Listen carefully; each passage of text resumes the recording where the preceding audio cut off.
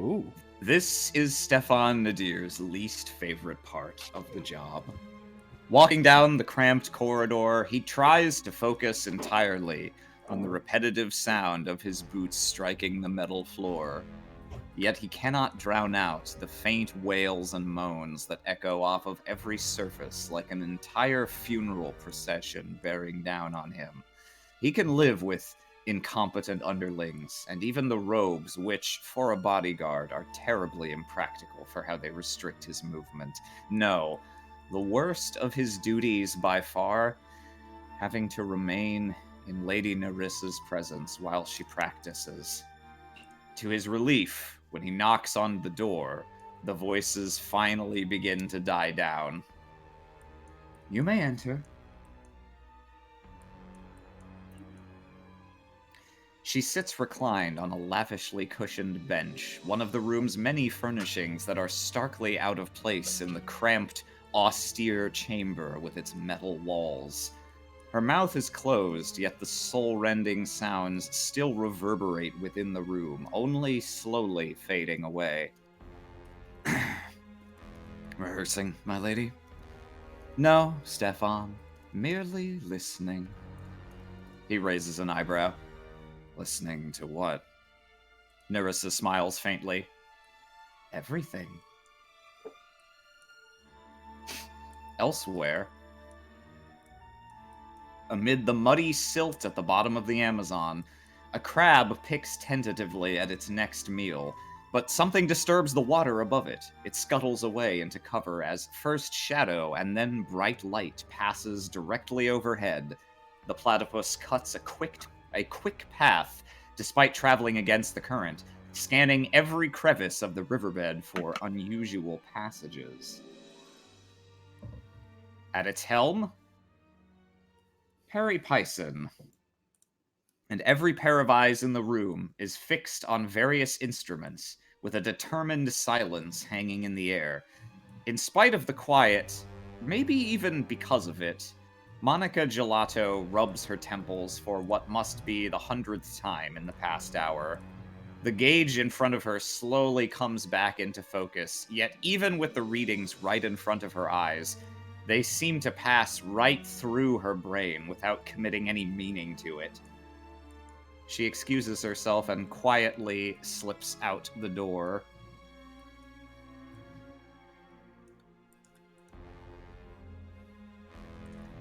He steps away into the ship's quarters. Almost as soon as the door shuts behind her, she leans heavily against the wall. As soon as her fingers touch the cool metal, she winces as the keening noise in her head flares up again, seeming to reverberate through her entire being. Unconsciously and unnoticed, her fingers tremble as the waves of sound travel through them and into the metal upon which they rest. Down the wall, along the floor, through pipes and wires and layers of plating, until eventually they escape into the water, with unnatural resilience, gliding upstream through the Amazon, bouncing again and again off of rocks and reefs, and finally slipping into complete darkness, somewhere deep and far from their source. Nerissa's eyes open. We are being followed. Stefan blinks, the assertion seeming to have come from nowhere. The woman from the opera house. Possibly her companions. Perhaps even the courageous Professor Rogers. Does it matter? We know where the vault is, and they don't. They would not be here if they did not know the legends after which we chase. She stands up. If Professor Rogers is with them, I was denied the chance to drink of her memories. She may know things about the Qualina Kyrie that even I do not. He rubs his chin. What do you want me to do about it? She waves a hand dismissively. Do as you will. I trust a man of your background knows how to stop one ship. In the meantime, I will keep an eye on them. As the platypus and its dizzying array of lights begin to fade from view, the crab slowly, carefully, reemerges to continue its meal. It snips a few times at the hand of some unfortunate man half buried in the silt of the riverbed. The hand twitches, sending the creature scuttling away once more. The man's eyes, open yet glassy and devoid of life, snap to the side, fixed after the retreating light.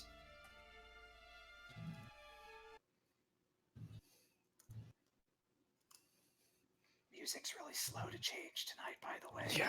Oh god, it's taking so long. Fucking play. There it goes. Gonna refresh in case that makes my performance better. Now it just sounds like the narration music started, but the narrator's missing. It's me, the narrator. Disheveledly rushing in. Hello. I apologize. I was on my Grabs the smoke break. microphone. Damn cultists, they killed the narrator and tossed him into the ocean. No! Deep beneath the Amazon, a chase is underway. Somewhere ahead in the darkness upriver lurk Stefan Nadir and his mistress Nerissa Dukas, leaders of the infamous Cult of the Deep. Their objective? To find a hidden vault containing some powerful and horrifying object that they could use to purposes unknown. In pursuit of them, 4 Centurions of the Spirit Club and their 2 friends, Professor Perry Pison and Professor Lisbeth Rogers. Can they catch up to the fiends before they unleash this power to the doom of all mankind? The answer will soon be known. Find out on this, the thrilling conclusion of Spirit of the Century, Dirge from the Deep. Yay! Woo! Yeah! Yeah. Oh shit! Wait, I'm It's been it's been several days journey upriver since you started from the mouth of the Amazon in Brazil, and the routine is beginning to become almost familiar. Day in and day out, as Perry navigates the platypus further up the river, you pour all of your attention into using lights and sound and every latest technological advance to scan every last facet of the riverbed. You don't know exactly what you're looking for, but somewhere deep beneath you should be the entrance to the vault of the Qualina Kyrie, in which sleeps some terrifying power. Power that Nerissa Dukas cannot be allowed to possess. And I want to let each of you give me some idea of what you think you personally have been up to on this voyage. I don't know why my first thought was just sharpening the knife next to the tubes and just being a jerk to anyone who passes by and saying big shit. But no, Marksley is probably just doing whatever Perry says to do whenever he can. He's not the most familiar with this, so he's just, if he needs to stare at a couple of things to just keep track of numbers, he'll do that. Dr. Blake is hard at work, not being able to actually operate anything, despite knowing how it all works. I guess, yeah, you know what? I guess I'm Blake's manservant for today. Indeed. And so yes, you'll definitely want to pull that lever at approximately 26. Pull the lever now. Of course. Mm-hmm. Yes, just like that. Well done, Mark. Oh goodness. But he's Yeah, really so that Oh, Yes. Ah, goodness! It's time to rotate the turkey. Yes, no, that means it's working. Good. Now that he's rotating the turkey, it will get a nice, much more even coating. Oh, how Hubert, how he does his job so well. I could never do this. Indeed. It's crisping up nicely in there, my friends. Dinner tonight will be something to remember. Good. I'm so hungry.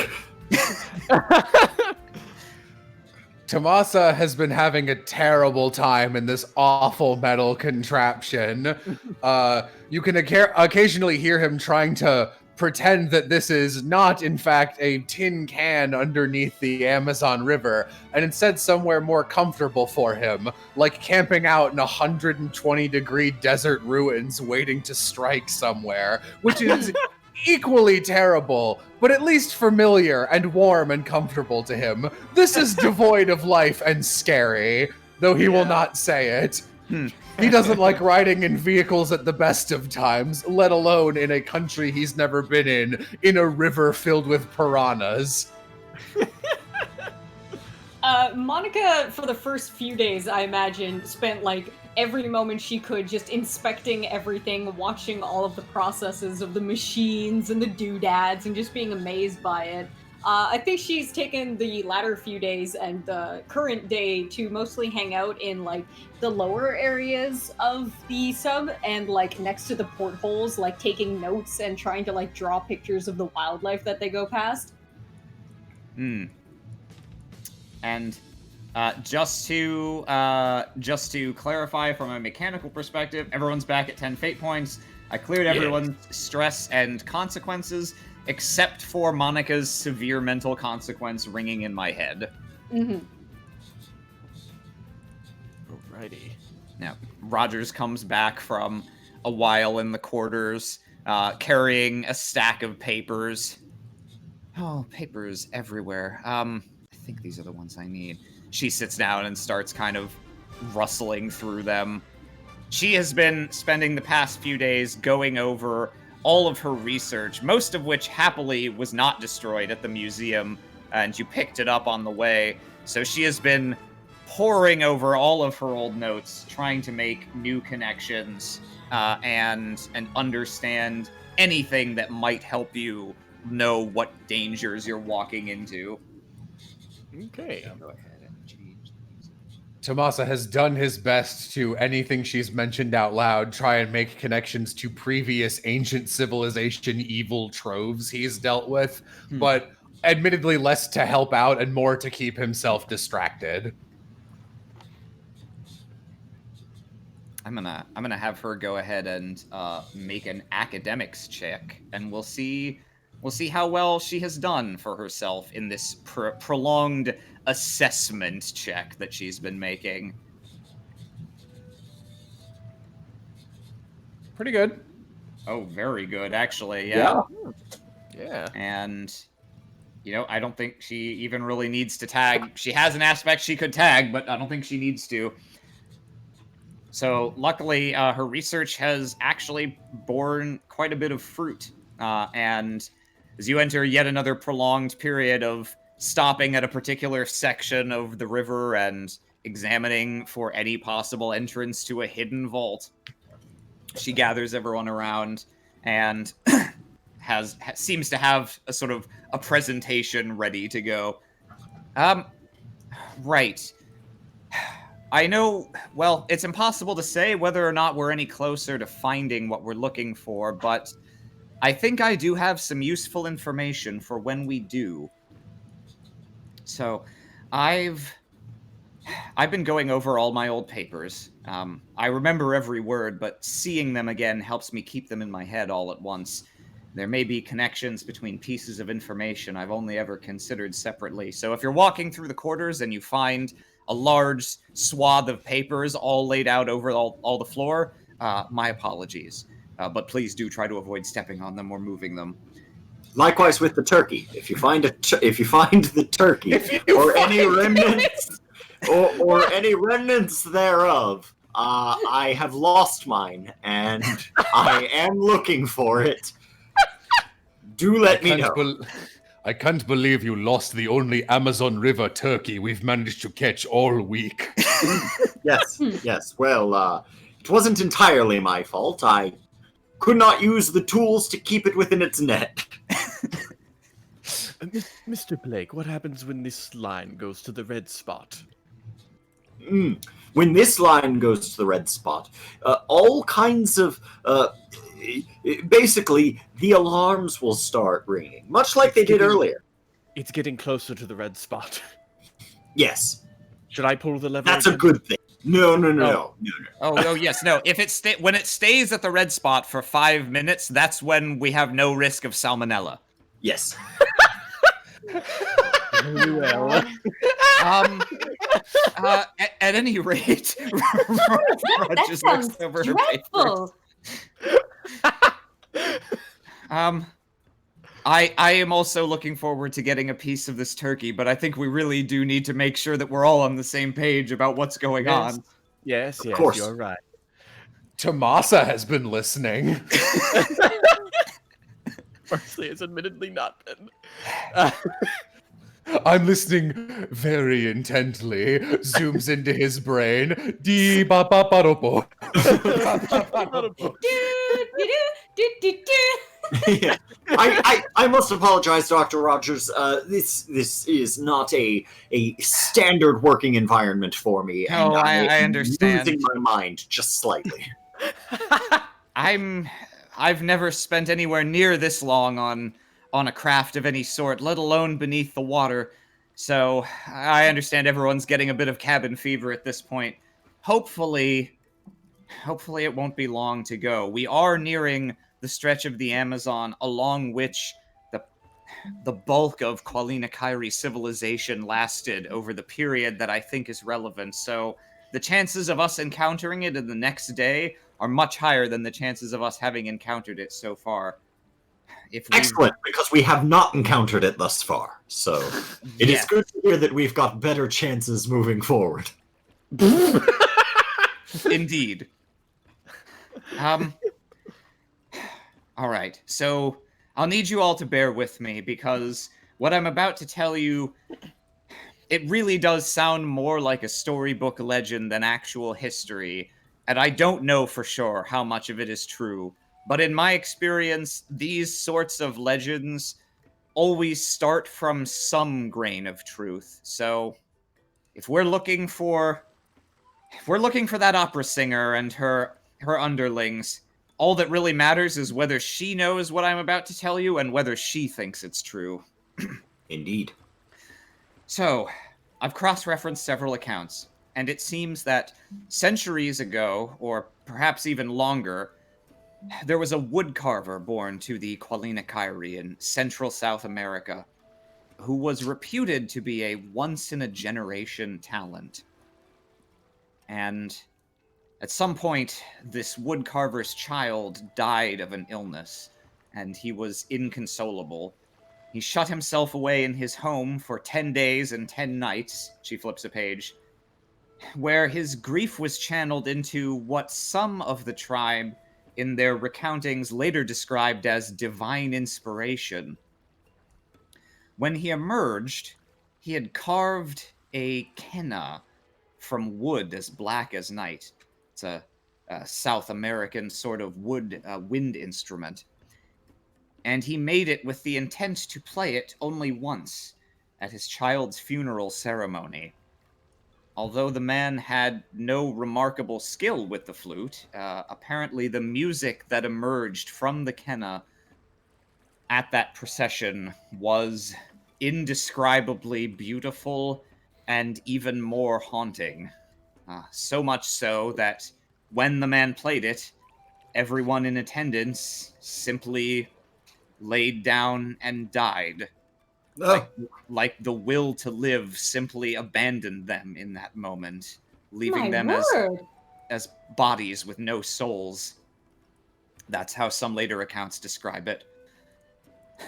The records disagree on whether or not the man himself perished this way, but either way, the remaining Qualina Kyrie were so fearful of what they then dubbed the mournful Kenna that they knew it must never be played again.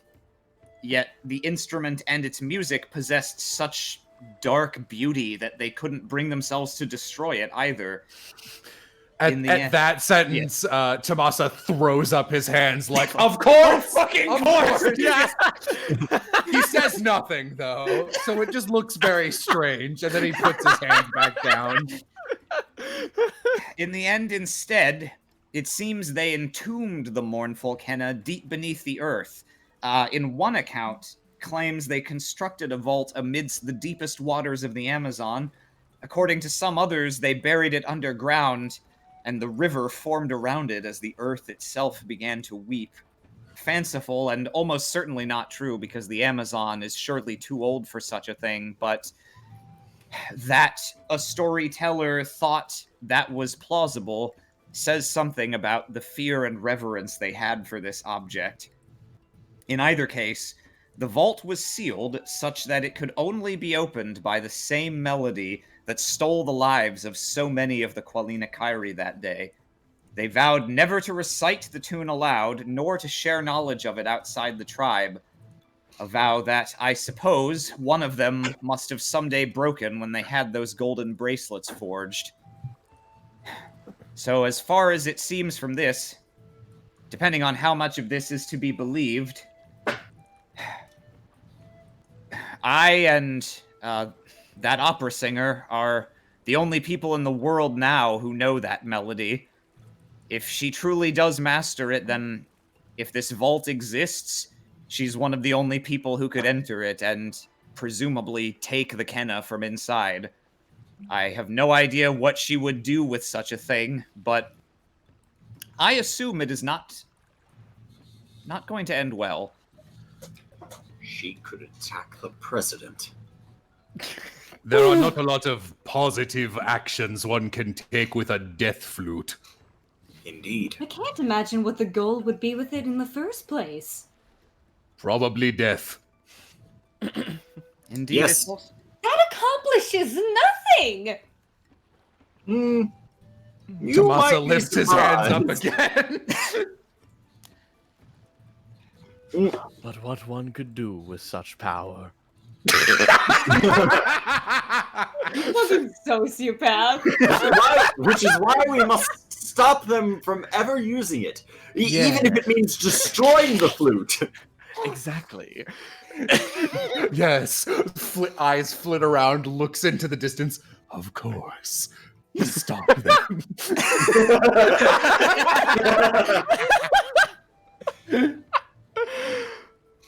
And so, how far till we reach this vault? Well, there's been no sign of it thus far. I'm confident at least that we haven't missed it.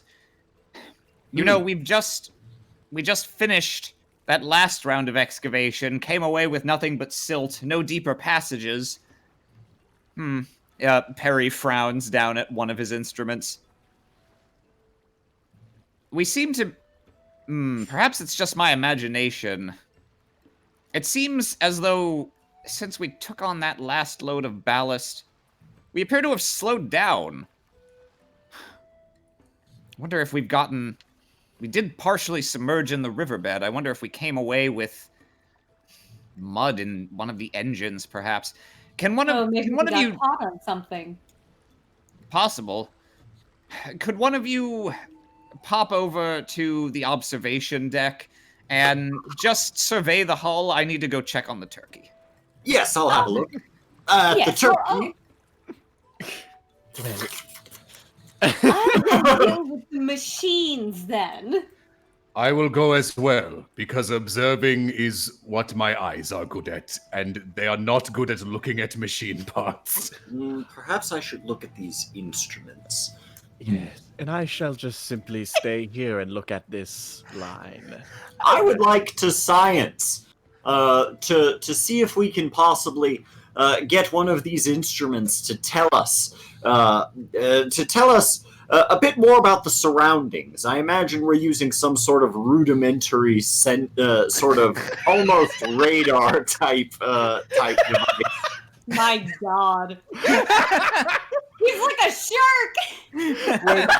When you first were like, "Yeah, I would like to look at these instruments," I pictured so vividly Dr. Blake trotting over and seeing like something that has a handle like an old-timey bike horn with the rubber bar and just going, tilting his head and biting it. Well,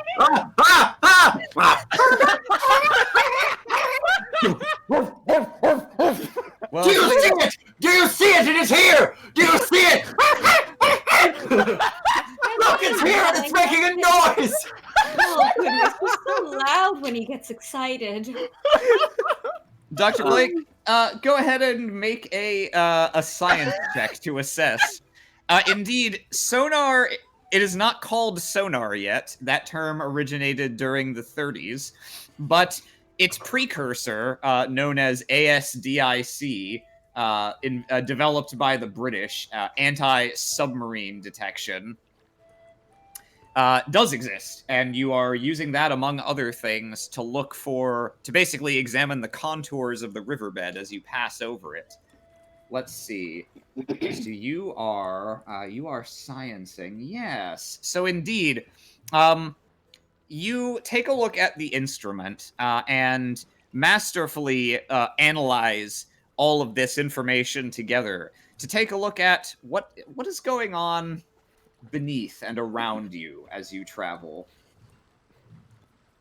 And yeah, you can almost, just from looking at these, visualize the riverbed, even in the many places where it is not illuminated. And it mostly looks indistinct, but you can actually also kind of see from the reflections of the sound after it strikes the riverbed and comes back to your craft. You can also get a sense of the contour of the platypus as well. And you do notice something with that 5 science. Indeed, the profile of the platypus has changed ever so subtly since the last time you sat down in the riverbed and sort of excavated for a bit. Perhaps you are seeing whatever this extra ballast is that you've picked up that's slowing you down a little. Meanwhile, Tomasa and Monica, you guys. Is there a way I can like intercom over to the other sections of the submarine? Yeah, I think I'm not even gonna charge you a fate point for that. Like, I assume that is a thing that this would have. Sure. It's hard to imagine it not having. Marsley, could you help me for a moment? He's gone. Ah, Elizabeth's there. He's probably eating the turkey. Dr. Rogers, could you press this button for me? Oh, certainly. Yes. Tomasa, Monica, I see Oh, that. goodness, where is that coming from? It's my voice. I'm coming from inside of the control room. I have noticed. The chunk of ballast. Was it on the goodness, I forget. I forget boat terms. Was it more concentrated on starboard or the other? Port. It's on the underside to the starboard side. Yes. Tomasa and Monica, as you guys were examining visually while Blake was making these calculations, oddly, you kind of did the same thing from a just look at it with your peepers perspective, and you're pretty sure that you see this mysterious extra ballast, but it's topside on port. The exact opposite of what Dr. Blake just said. Are you quite sure about that? Yes, according to the quick little examinations I've been doing, utilizing many of the fantastic devices aboard this ship, it is a fantastic vessel. Yes, From somewhere far away. Thank you. Yes, you're welcome, Perry. Well, using you the quite standard fascinating eyes that we have, we've noticed that it's not there, and it's North starboard. Oh, Monica, you brag about your eyes. Look It with your is like special eyes. It is like a wound. You wound me. He as say that, like, Tommaso looks around. He does not know where your voice is coming from and does not know how he would return it, so he just projects to everywhere. Yeah, Monica's been doing the same thing, just kind of looking up. Yeah. Are you sure you are not using inverted controls? No, I'm quite certain. Blake and Monica and Tomasa, can you guys each make an alertness check? I can do that. Okay. Alertness to find Marksley sabotaging the ship. I have none. Wait a minute. What is that on the outside? Christ, how horrifying. I have none, so I'm not gonna roll. Okay. Yeah, so Dr. Blake, you are the first to notice, even as you're arguing with them about who is looking at this correctly, yours, the what you've been looking at, the profile shifts. The thing, the shape of the underside changes slightly, as if the offending object has moved. Oh, but dear. it seems smaller. Oh dear. I think I'm seeing the shape of the whatever the detritus is that we've taken aboard. It seems to be shifting. Now that could just be along with the currents of the river, pushing it aside in this way and that, or it could be. Perhaps it's an animal of some sort. A large barnacle, mayhap? Perhaps it is another Amazon turkey. We will eat well tonight. He licks his mustache very slowly. Well, whatever it is, it's slowing us down quite a bit, isn't it? Yes, we should take care of it. I'm Indeed. not sure what I have a lot of experience clinging to the side of vehicles, but this seems like a bad time to attempt such a thing. Tomasa, Indeed, definitely don't do that, Tomasa. You would certainly drown. Tomasa slowly resheathes his whip. Tomasa, you were looking back into the ship because you were kind of yelling in the general direction of Dr. Blake, and as you turned back to face the viewport that you and Monica were looking at, suddenly a withered, bloated hand comes into view with a horror movie shot suddenly right onto the glass outside. Tomasa's face and body do not move, but he goes, "Oh." Monica just looks up calmly. Oh, I don't have this one written down yet. What is that? It appears to be do we see anything more than the hand? Yes. Shortly thereafter, the hand is joined by the top of a head, and suddenly coming into view is a somewhat torn up, partly desiccated, yet weirdly bloated with water, what must surely be a corpse. And it is even, like, you can't quite tell how much of this is just water streaming past it, but it looks as though water is leaking from it as well. And suddenly the face comes into view. Ooh. Dr. Blake, you see what you were looking on the instruments suddenly vanishes as if it's no longer on the underside. Instead, an alarm sounds as you hear a distant ripping and the sound of rushing water. Something has entered from the bottom of the craft. Uh-oh. That's probably not good. A good thing Marsley's already saving the turkey. Thank God. Quick mind that, Marsley. I'm so hungry. Dr. Blake, there Yes. is a dead body on the window. I fear that there may be that we may have bigger problems. Tomasa. Really? Yes. It appears that something has breached the hull from the underside.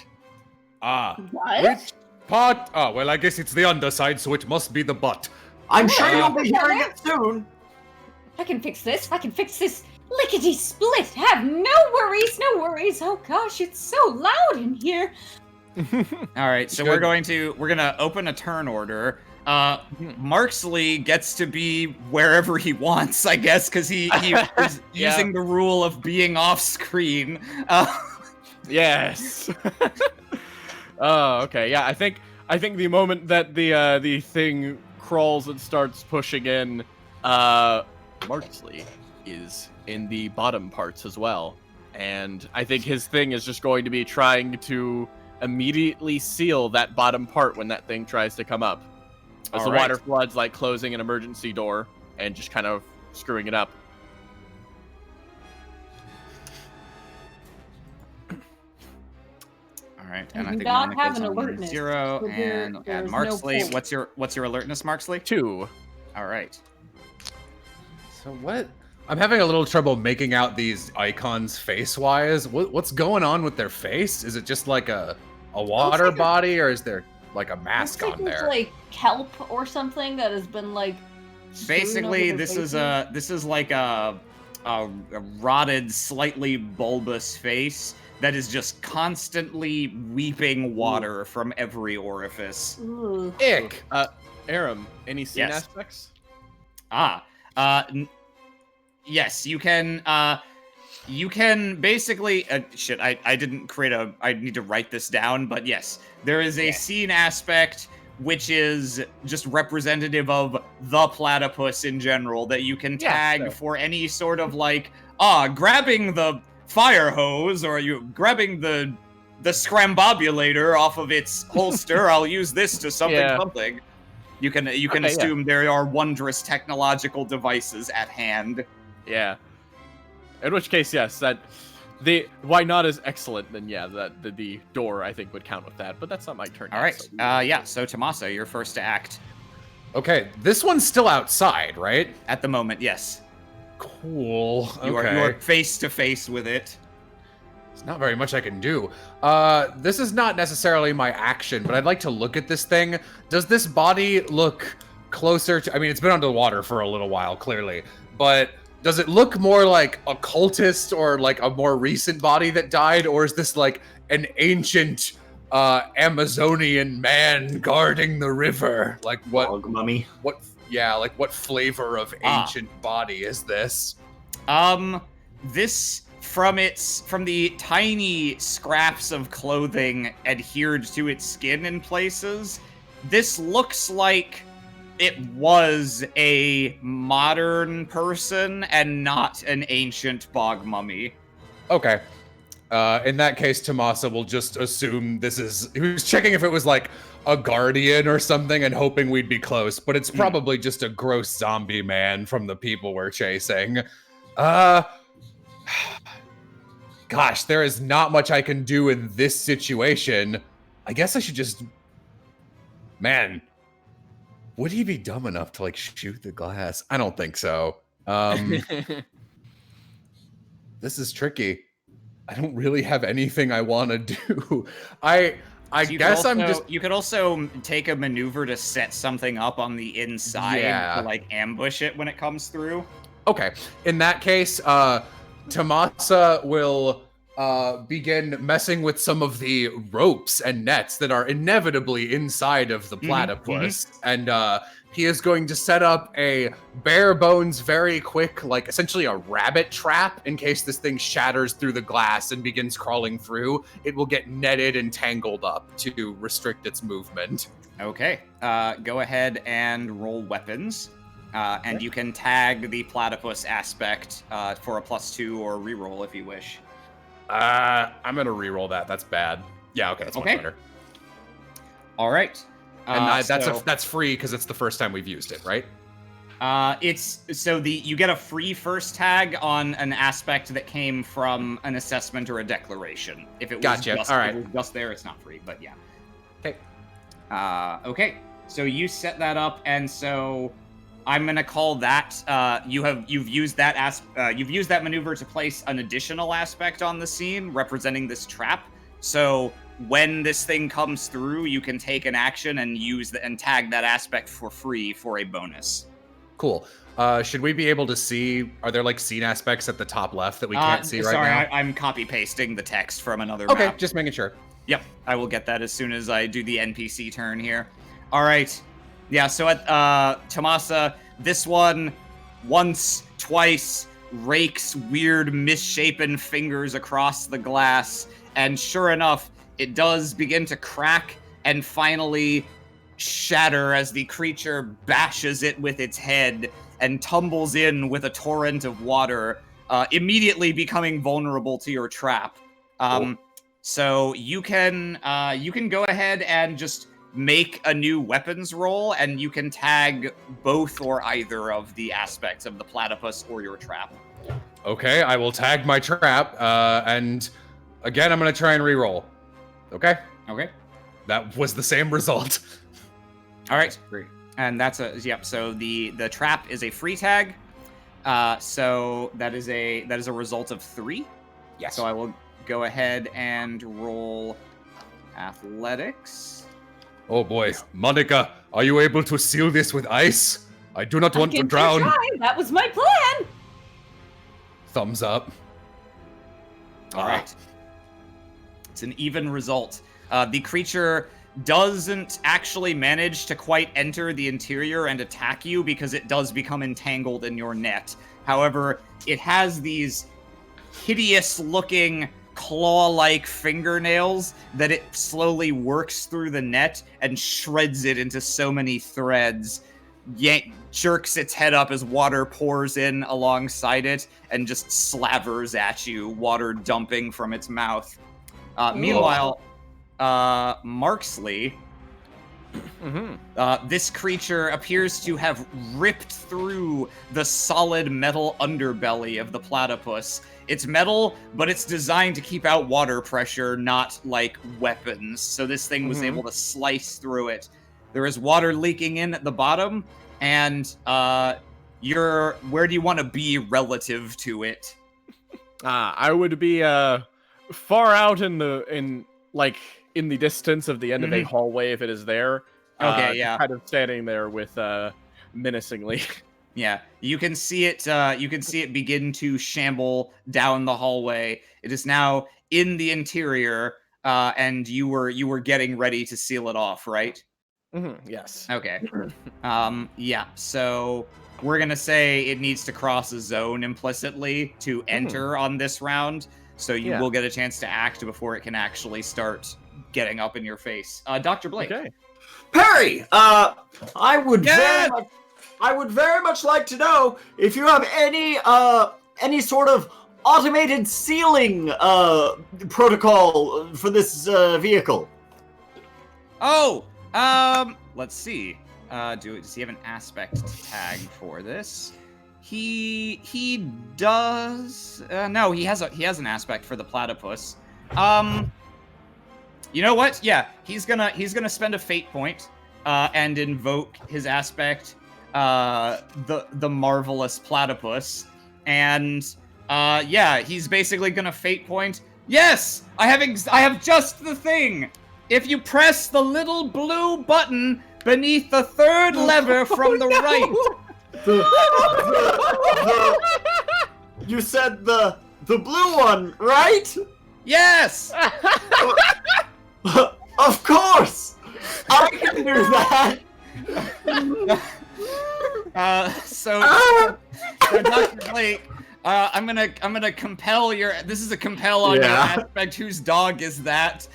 Yeah, you're not sure what color that button is. So this is your complication. You can try pressing buttons at random, or come up with a clever way to work around this. And either way, give yourself a fate point. So he said it was next to some levers, correct? Yeah. I'm assuming that there are other buttons that could still qualify. Oh, you know there are. Yeah. That's part of the compel, baby. Arim, you devious devil. God, this is such a funny joke. Don't worry, I can do this. It's like growling out of frustration at the device. Perhaps. Oh wait! Of course, Dr. Rogers. Thank goodness you're still in here.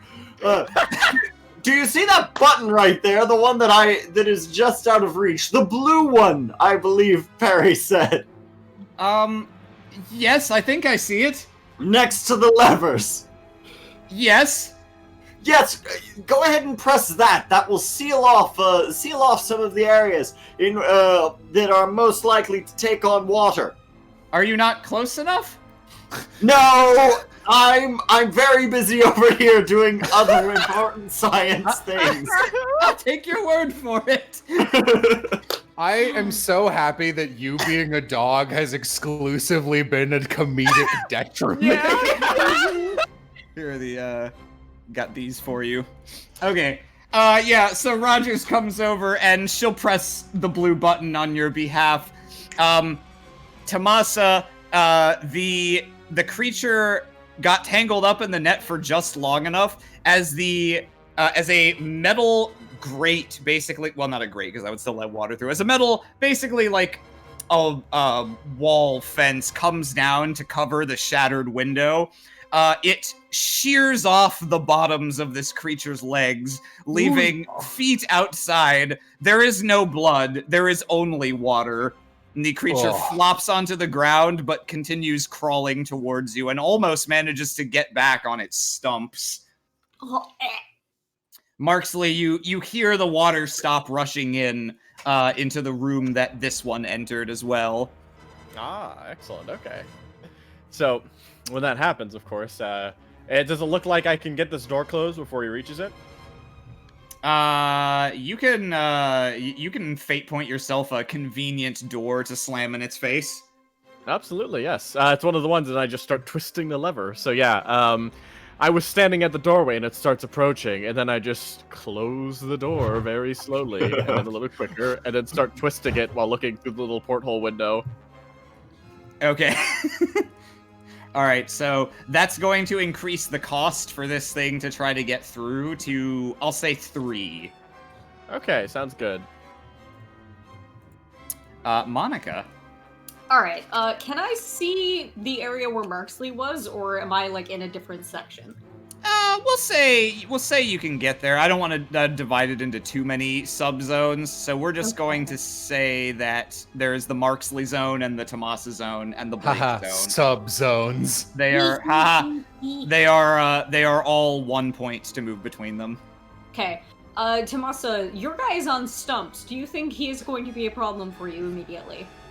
No, I should be able to handle him if you want to sprint off somewhere else. Okay, because if this guy has limited mobility, that means he has less places that he can shred through. This guy, however, has his legs and can shred through other things. So, she is going to scootly doot over to the other area where she second heard water rushing in, because she wants to know what is coming from where. Okay. And she sees this fucker, I guess, banging on the door or some shit. Yeah, you see, and Marksley standing on the other side of the door, like, Okay, so she is going to use her big strong brain and find some piping that is along the top part of the wall and the bottom part of the wall, and she is going to use her knowledge of how... Stay with me here. She's going to use her knowledge of how this thing stays afloat using hydraulics and such, and different forms of evaporation to keep its weight equal. And she is going to try and throw an ice spike at an area that will freeze this guy using evaporation. Okay, that's exactly the right level of science bullshit. Okay, so I'm going to tag a little engine that could for that, because it has to do with this machine that we are in. Does that check out? Yeah, are you using that machinery somehow? Well, yeah, because I imagine she spent the first few days going around just looking at the ship and how it works. Or, if you would rather, I could use ice in your veins, because the pipes are the veins of the ship. Oh, yeah, I like that. Yeah, go for it. Okay, so, and are you attacking this for damage, or are you performing a maneuver to try to put, like, a frozen aspect on him? Frozen aspect. Okay. So that would go under science.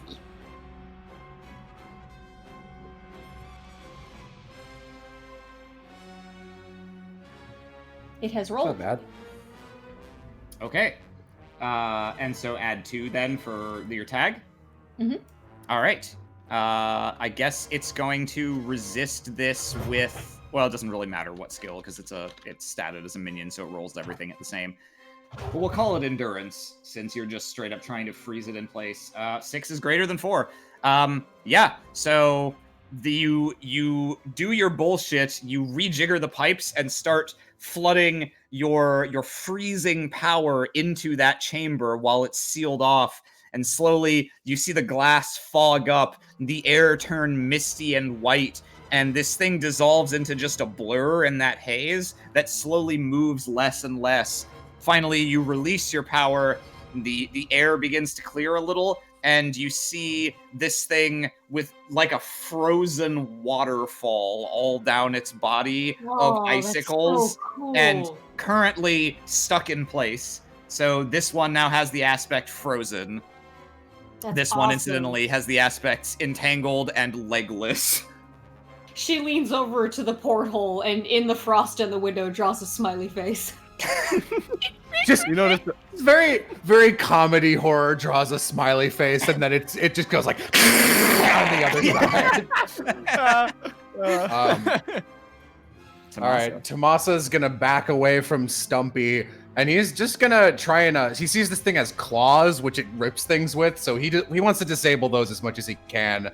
So hoping the bloated grossness of this thing will make it very easy to rip apart, he's gonna try and shoot at its forearms or wrist areas with the intention of blowing off both of its hands.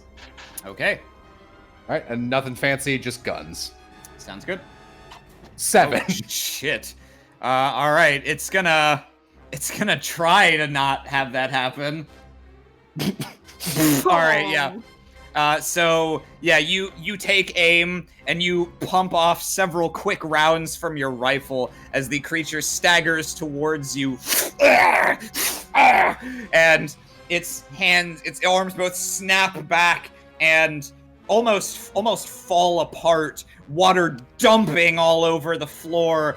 And this creature is now, it's like a Dead Space enemy. It's got like 2 sets of half limbs and is Magikarp flopping towards you while still looking like if it got to you, it would bite your legs off. So this now also we've upgraded, it has legless and also armless now.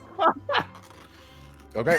We'll call that aspect armless, but not harmless. All right, yeah, so this thing, just sopping water everywhere, it's just gonna try to, like, tighten all the muscles left in its horrid, rotting body and just fling itself at your lower body and try to find purchase with its flapping, watery jaw. So it's going to this will be a straight up attack for damage. You have many aspects you can tag to help defend yourself if you need to. I think I am going to need to, but let's find out. I don't think I could swing survival in this situation, because that's not really what this is. Let's say, oh god, all right.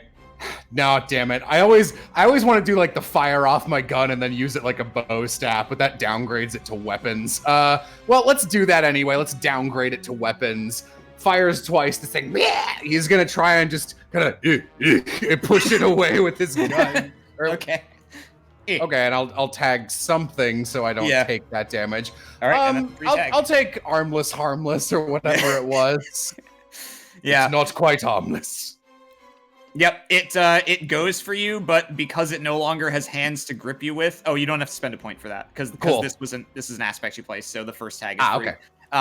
So yeah, it lunges at you, lacking hands. It can't actually quite get purchase at you, so it does bite at your clothing and manage to like rip off a little bit of it, but it ends up on the floor at your feet, staring up at you malevolently, but not managing to be in range to hit you. Tomasa is like not visibly uncomfortable, but the door is like the wall is pretty close behind him, and this thing is getting uncomfortably near. Let's see. This one is frozen in that room. I guess it's gonna, I'm gonna roll mysteries to see if the horrific energies animating it, if the water pouring out of it can overcome your own power, Monica. Oh boy. So this is just to try to remove the aspect. So you can roll your science against this. Okay.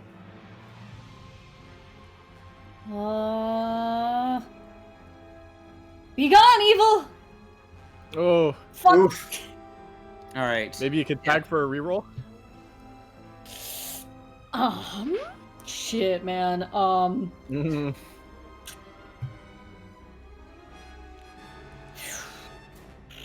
All I have is ice is thicker than water, but that doesn't apply. Yeah. Does it Well, not? It's literally ice fighting water. Yeah, right that's now, so very applicable. Yeah. I thought yours was blood is thicker than water. No, it's just thicker than water. Oh, thicker than I'd absolally let you use Oh, that. cool. Yeah. All right, That's very on let's go. point. Ice is definitionally it has a greater volume than water. And you're trying to make it thicker in the sense of being stronger. Bean. Really close. It just barely. You think you've pretty much completely neutralized this thing, and slowly you see water dripping off the ends of these icicles, and then in exactly one motion, the ice shatters, lashing against the door, and this thing slams up against the glass, its face exactly aligning with your smiley face. It only beat you by 1, which means it does not have enough extra to actually overcome the 3 barrier of the door, so it is still trapped on this turn. But it has removed its frozen aspect. Okay. Dr. Blake.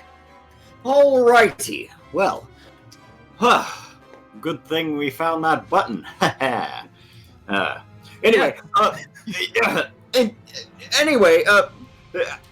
click button. How's everybody doing? Are we still taking on water? No, but they're in here. Who is?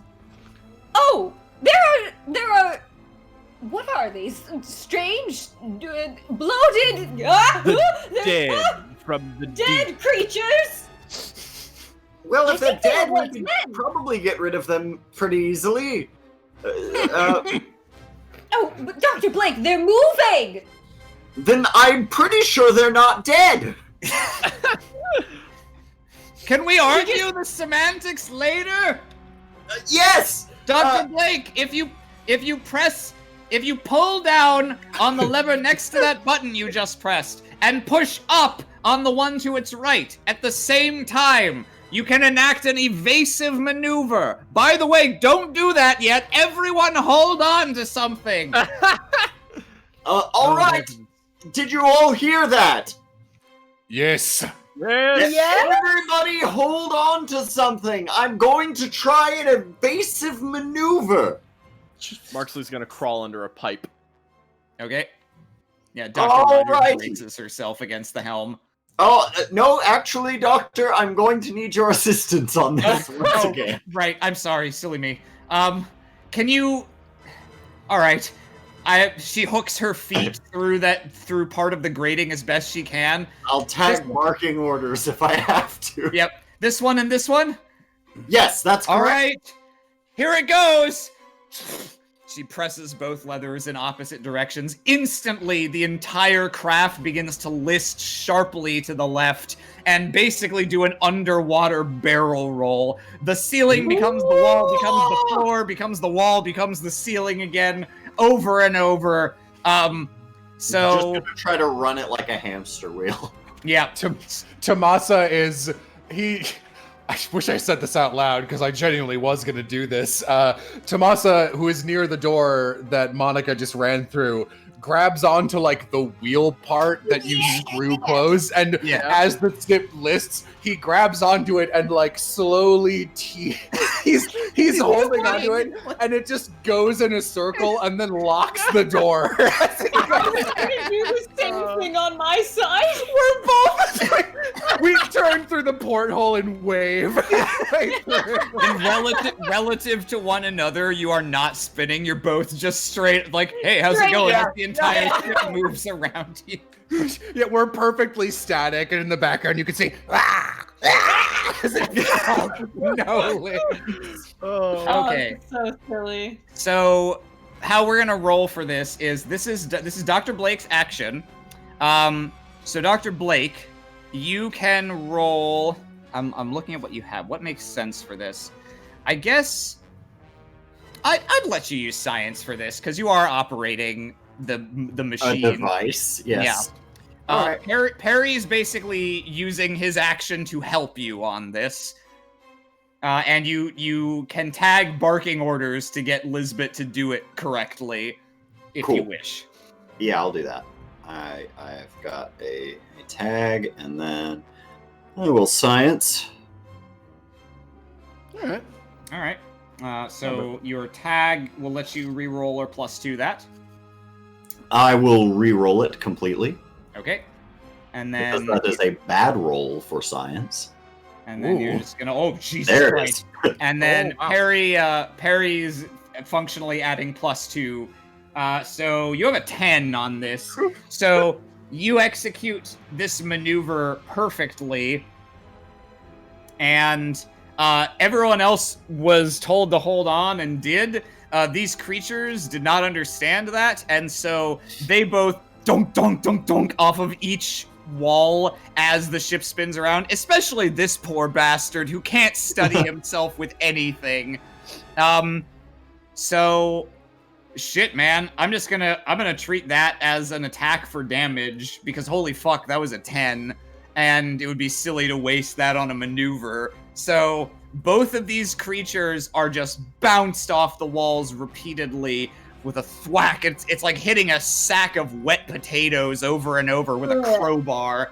And Tamasa, this one almost completely like breaks apart after all the damage that's been done to it, and stops moving, and there's just a pool of brackish blackened water on the floor in your room. Monica, this one's trapped in this still nearly frozen room, and it's off its feet, getting bounced around. It turns out it didn't break all of your freezing as perfectly as it initially appeared. The water was still very cold, and so pieces of it begin to snap and shatter as they are frozen, until finally this thing ends with basically just as a scattering of iced over flesh in this room. And you all get very, very nauseous for multiple reasons. Did that help? Yes. Well, Dr. Mine is Blake. now a puddle. Is that good? Yes. I think it's dead. He pokes it with the edge of his gun. Are you sure it's dead? If it is not dead, I don't think anything else we could do to it would kill it. All right, sounds good. Ooh, my apologies, everybody. Is there a Sorry bathroom down here? Yeah, sure. Monica will go in there and throw up. Yeah. Combined with the ringing, this must be awful. Yes! Tamasa grabs a mop and from a supply closet and begins swooping up this thing into a horrible bucket. Marksley will go inspect gibbets for any clues. Marksley, you wander over to it and kneel down. Monica, you go to the bathroom nearby and go and throw up, and as you open your mouth and go to another one rises up. Jesus Christ. Bubbles up from the surface.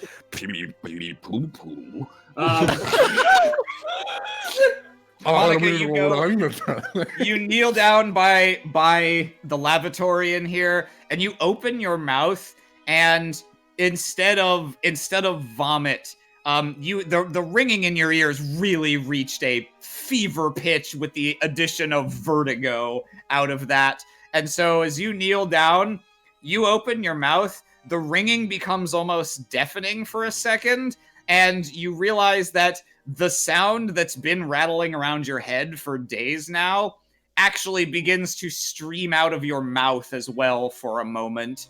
And Marksley, in here, the one that you're looking over, it's almost completely severed head suddenly gurgles and looks up at you and takes a few more quote unquote breaths for a moment before you quickly bring your boot heel down on it and crush it down again.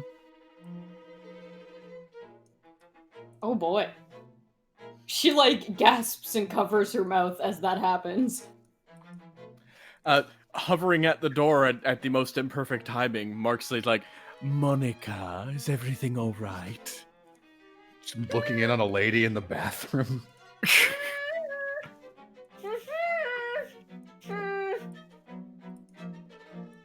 I don't understand what you're talking about. She reaches in her purse and pulls out a notepad and writes down, "Something is wrong?" ? And slams it up against the small window. He checks and sees that. Oh. Well, yes, I believe if you need to throw up, something is wrong. No. Rip hair, writing again. A strange sound came out of my mouth. I cannot sing. It was that woman's song. Oh, how unfortunate. That's... yes. He kind of like thinks about that for a bit. Do your best with that. I'll go tell the others. As he walks away, she throws another one at the window. The ringing won't stop. Oh. Marksley goes and kind of reports that Monica has been feeling a bit under the weather with songs. And songs in her stomach, I guess. And then tries to find someone who will look at gibbets, because he tried it for one moment and just gave up because they were gross. Tomasa has a stomach for that. As you walk in to tell him that, he is like finishing mopping up the remaining bucket of this first thing and looks at you and says, I believe I am now what they call a swabby. You are pretty sure he just made a joke and might be smiling. That's hilarious, Tomasa. He looks genuinely like really satisfied, but like nailed it. I must ask you, however, if you would not mind cleaning up some more. I'd like to inspect these gibbets to see if there's anything we could glean from them. What is a gibbet? A flesh bit. You mean a giblet? That. Okay. Perry comes down the stairs at one point with like a handkerchief over his mouth. Oh, goodness. Speaking of giblets, I checked. The turkey's fine. It was secured inside the oven. Although I don't know when we're going to want to tuck into that now, but just thought I'd let you know. It's not all bad news. Oh, I am starving. I will, I guess I'll The scent of carrion is just driving me insane. Jesus Christ. Should I roll like mysteries to check this thing out? Yeah. Yeah, turkey seems fine. What is this strange bird? Holding a turkey baster. Is this a sacrificial implement? Yeah, you take a look at this thing. Ugh. It's not pleasant. What you can glean from this is these creatures were indeed animated by some dark power beyond their own death. And the first thing it puts you in mind of is a more advanced state of the condition you found Raymond Peake's body in. You reason that he might be one of these by now if Monica had not frozen his body. Well, I relay that pleasant information and then turn around to see Monica freaking out in the bathroom. Such good things that we saved our friend from such a ghastly fate. And yes, Monica seems to have a song in her throat that she very much does not want to get out. Well, these are not the worst scary undead creatures I have encountered, but they are very disgusting. And normally you can leave whatever you kill on the floor of a temple because it doesn't matter. But we are living here. This is unpleasant. Yes, it is a bit unfortunate. Though yes, about that, Tomasa, do you perhaps know anything about possessions or splitting the consciousness between two people? Any artifacts do such things?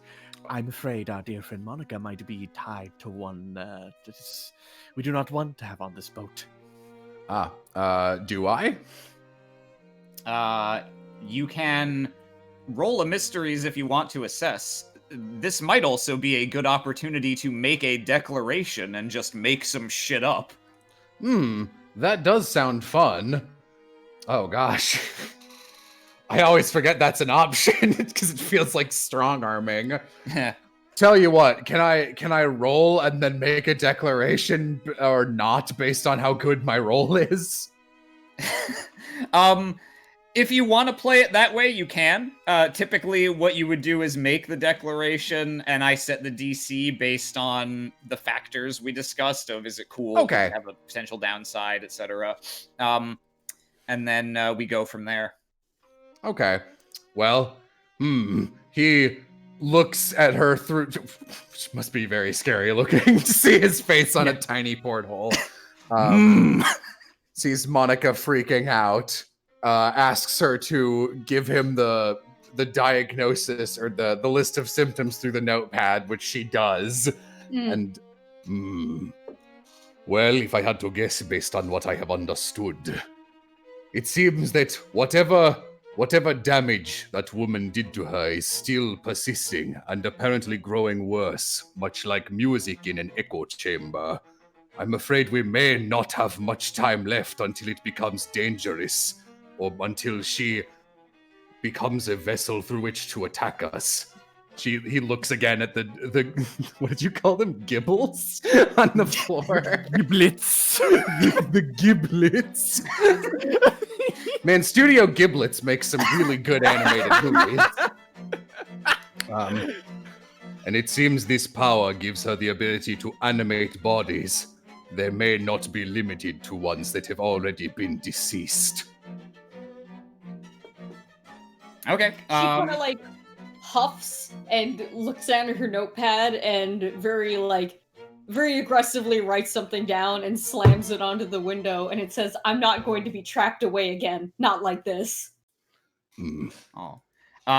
Jello, you can also, you don't have to, but you can add, something you would often use this to do would be to add but if we can something, it will prevent the damage for some amount of, you can add an upside provided it is not completely trivial.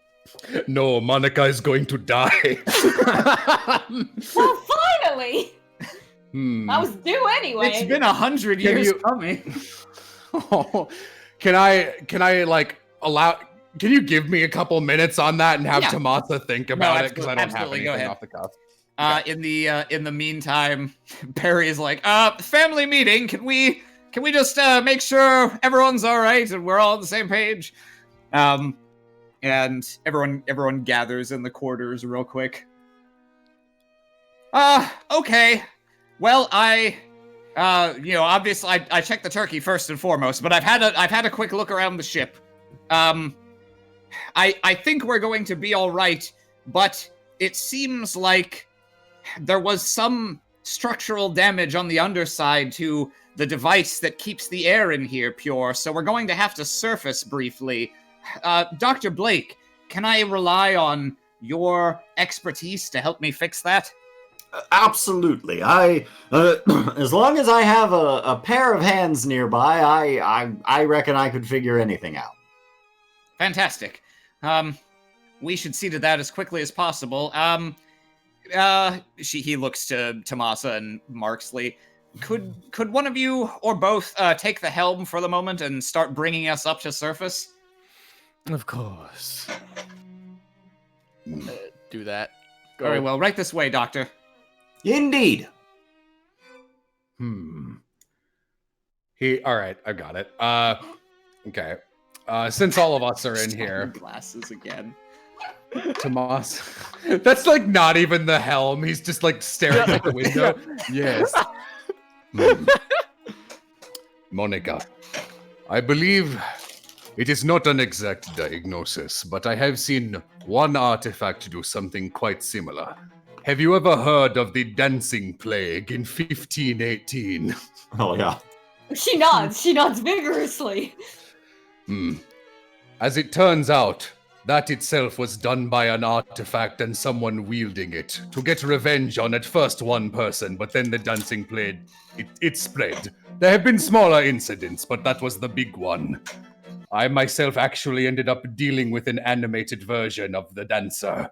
They continued to dance long after their death, and I was their final partner.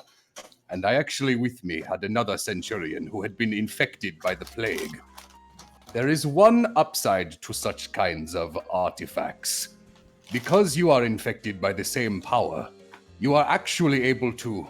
He thinks about how to, phrase this exactly. If you are able to show up the other person, it can trip up their artistic powers. So you may actually be able to do a sort of counter melody. But we only have so much time before it takes you over entirely. She stops and just kind of looks down at her notepad. She writes down, I said I can't sing. You see, that is maybe the only upside. It doesn't matter if you can't sing. Because you are being possessed by someone with singing powers, you kind of get to cheat. Just a little bit. It's sort of like you have been forcibly put on a horse or a camel, and it is very dangerous, and will eventually probably kill you. But you might for a second be able to control the reins and smash them into the person who... I don't know what you call a person. There is no word in English. Someone else on a horse. There is a word for it in my native language, but it does not translate very well. He puts a massive hand on her shoulder. You must take the reins. You must defeat the person who put you on a horse. Okay, Jello, go ahead and roll mysteries. Okay. I am making this up. You can also tag things. I'm looking. God, I really don't have anything that is social whatsoever. The best I've got is not a people person, but I'm trying to console her, and in exchange for giving this information, I am making her feel worse. You can also, if you can justify it, you may also be able to tag Monica's aspects for this, or Nerissa's aspects, if you have a reason why they pile into your declaration. Monica, do you have any aspects that might be relevant? Because I don't remember your... I mean, Two-Face, Doll-Face, kind of, as you're slowly being taken over. But, I suppose I could translate. Siren song. I mean, that would be an aspect of the siren song. Yeah. It's more of a swan song, but yeah. Question mark? Reaching? No, I'd allow you to tag that because it reflects the fact that you have that knowledge about Nerissa, which informs this declaration. Okay, I will do that and make it a 4. Okay. And, all right. I know what the DC was based on how many of the conditions your declaration fulfilled. So, yeah, you have, you're basically putting an aspect on Monica. I'll come up with a catchy name for it, but she has an aspect now representing that she is locked in this duel of wills that she can possibly turn around on the person who put her in this position. And it may, your declaration may or may not be correct, but if you can tag it either way, if it turns out to not be correct, then there may be additional complications. Well, I am glad I did that and maybe killed you. Good luck, Monica. Goodbye. No. All right, see ya. Now he puts he's like, she is not calmed down, and puts the other hand on your shoulder without removing the first one. So it looks like he's about to throttle you. Do not worry, my friend. I have never once let an artifact or a crazy person putting people on horses using an artifact get away with it. That is why I am still here, and it is why you will still be here. Come. Well, I don't know how many days you have, but come that many days. Well, reassurance complete. She kind of like nods her head and sighs a little bit without trying to make too much noise. She puts two of her hands on top of his. It's a little awkward to reach up there, but like a reassuring pat on the back of your hand. And she takes the note when it said that said, "I can't sing," and she underlines it and then writes down, "But I can make something that can." I like it. He nods and takes your patting his hands as a "Good job, Tomasa," and then once again walks off proudly. It's a bummer this is happening to Monica, but he cheered up a person, as so he thinks, and he made a great joke earlier. This day's going great. Everything's for Tomasa. coming up to Masa. All right, so Monica, you now have the aspect Duel of the Singers, representing this struggle of wills between you and Nerissa as her song echoes within you. Yeah, I love Arim Payne, I know.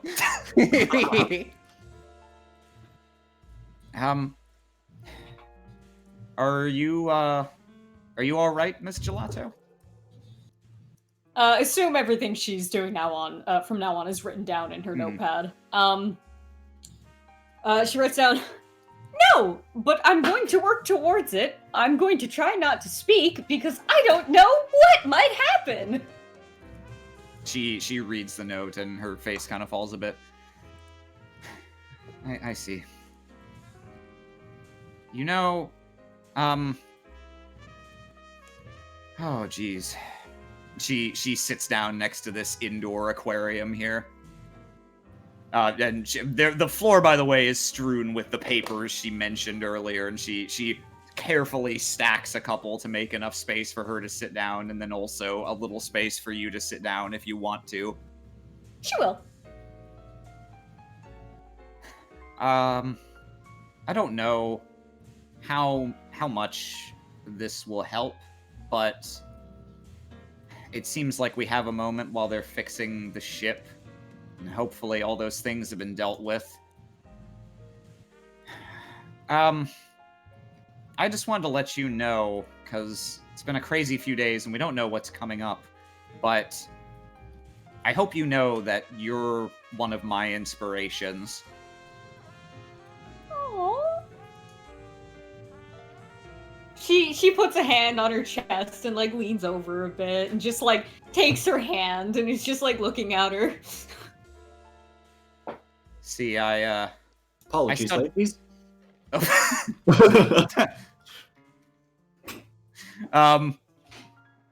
You see, I studied a lot of different disciplines when I was in school, and for a long time I was considering going into some sort of materials science, chemistry. All that stuff really fascinated me, and well, I wouldn't be a woman of science worth my salt if I didn't know the name Monica Gelato. I mean, you were... Not everyone knows who you were nowadays, but people in the community, I mean, hell, you were a woman of science before Elizabeth Blackwell was even born. It was a big loss when you vanished, and I don't know if you feel like the world moved on without you, but not all of us did. When you came back, it meant a lot to a lot of people. Aw. She wipes a tear away from her eye. Frozen tear. Twinkle. It seems weird that she's not actually used to getting a lot of praise like this for that specifically. So she's not really writing anything down. She's being like pretty like, ironically for the moment, she's being quieter than you'd expect. Just doing a lot of like nodding and like smiling. Yeah, she does write down, well, you inspire me now. Aww. Oh, that... You don't know how much that means to a woman like me.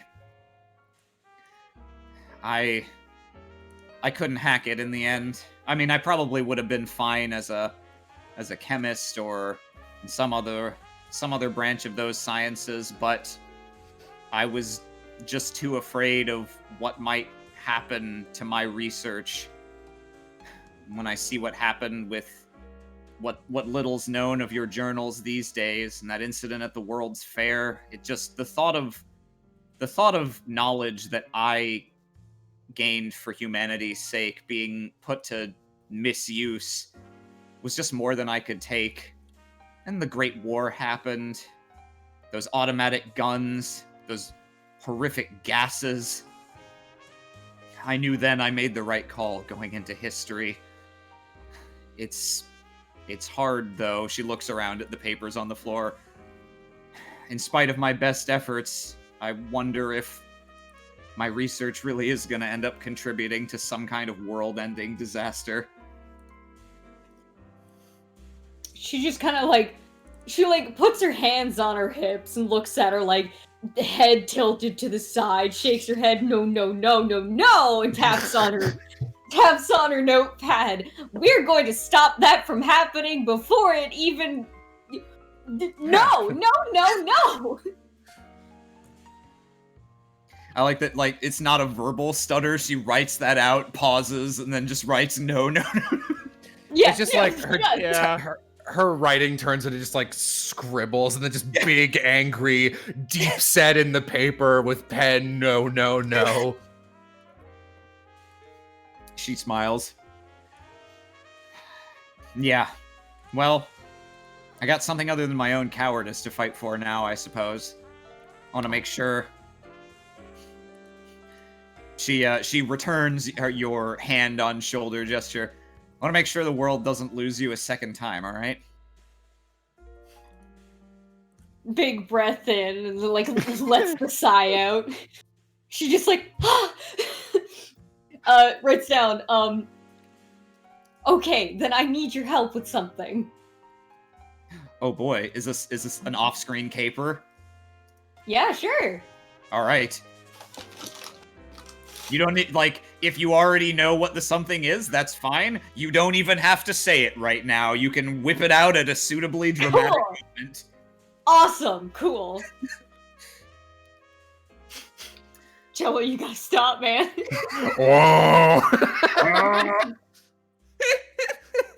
Alright, let's see here. That was really nice. That was a really nice scene. Nice. That was very nice. Meanwhile, with the crazy man and a dog piloting a submarine. Pull the lever, Booth. I pull the lever, Booth. Of course. The ship Yeah, 360s again. Ah, Perry, welcome. He turns around. Let's get back to smiles. Yeah, there, Perry, welcome back. You Sorry, there was fucking eel of a man. God, that's funny. right. So, Dr. Blake, I've got my notes here, and some diagrams for you. I hope we can put our heads together and get this air filtration back online. Otherwise, we won't be able to stay submerged. Did you bring the turkey as well? You know, it's probably just about done. I'll leave these with you. He drops off all the scientific stuff. I'll go get us all a nice hot meal to work around. Oh, thank you so much. The rare Amazonian underwater dive turkey. All right, let's see. Marksley starts flipping through the pages and like kind of gets up. Like he's standing on the area below you while you're up on the little stairway, so he kind of like holds them up and kind of shows you. Yes, it seems Perry has grabbed quite a lot. Filtration. Yes, this. Yes. Yeah. It's all simple stuff. I know how it works. I just need hands to work it for me. Of course. This is Marksley. usually what I have Hubert around for, but I must say you've been doing a fine job in his absence. Excellent. I'm glad. He pulls through and pulls out a schematic. Yes.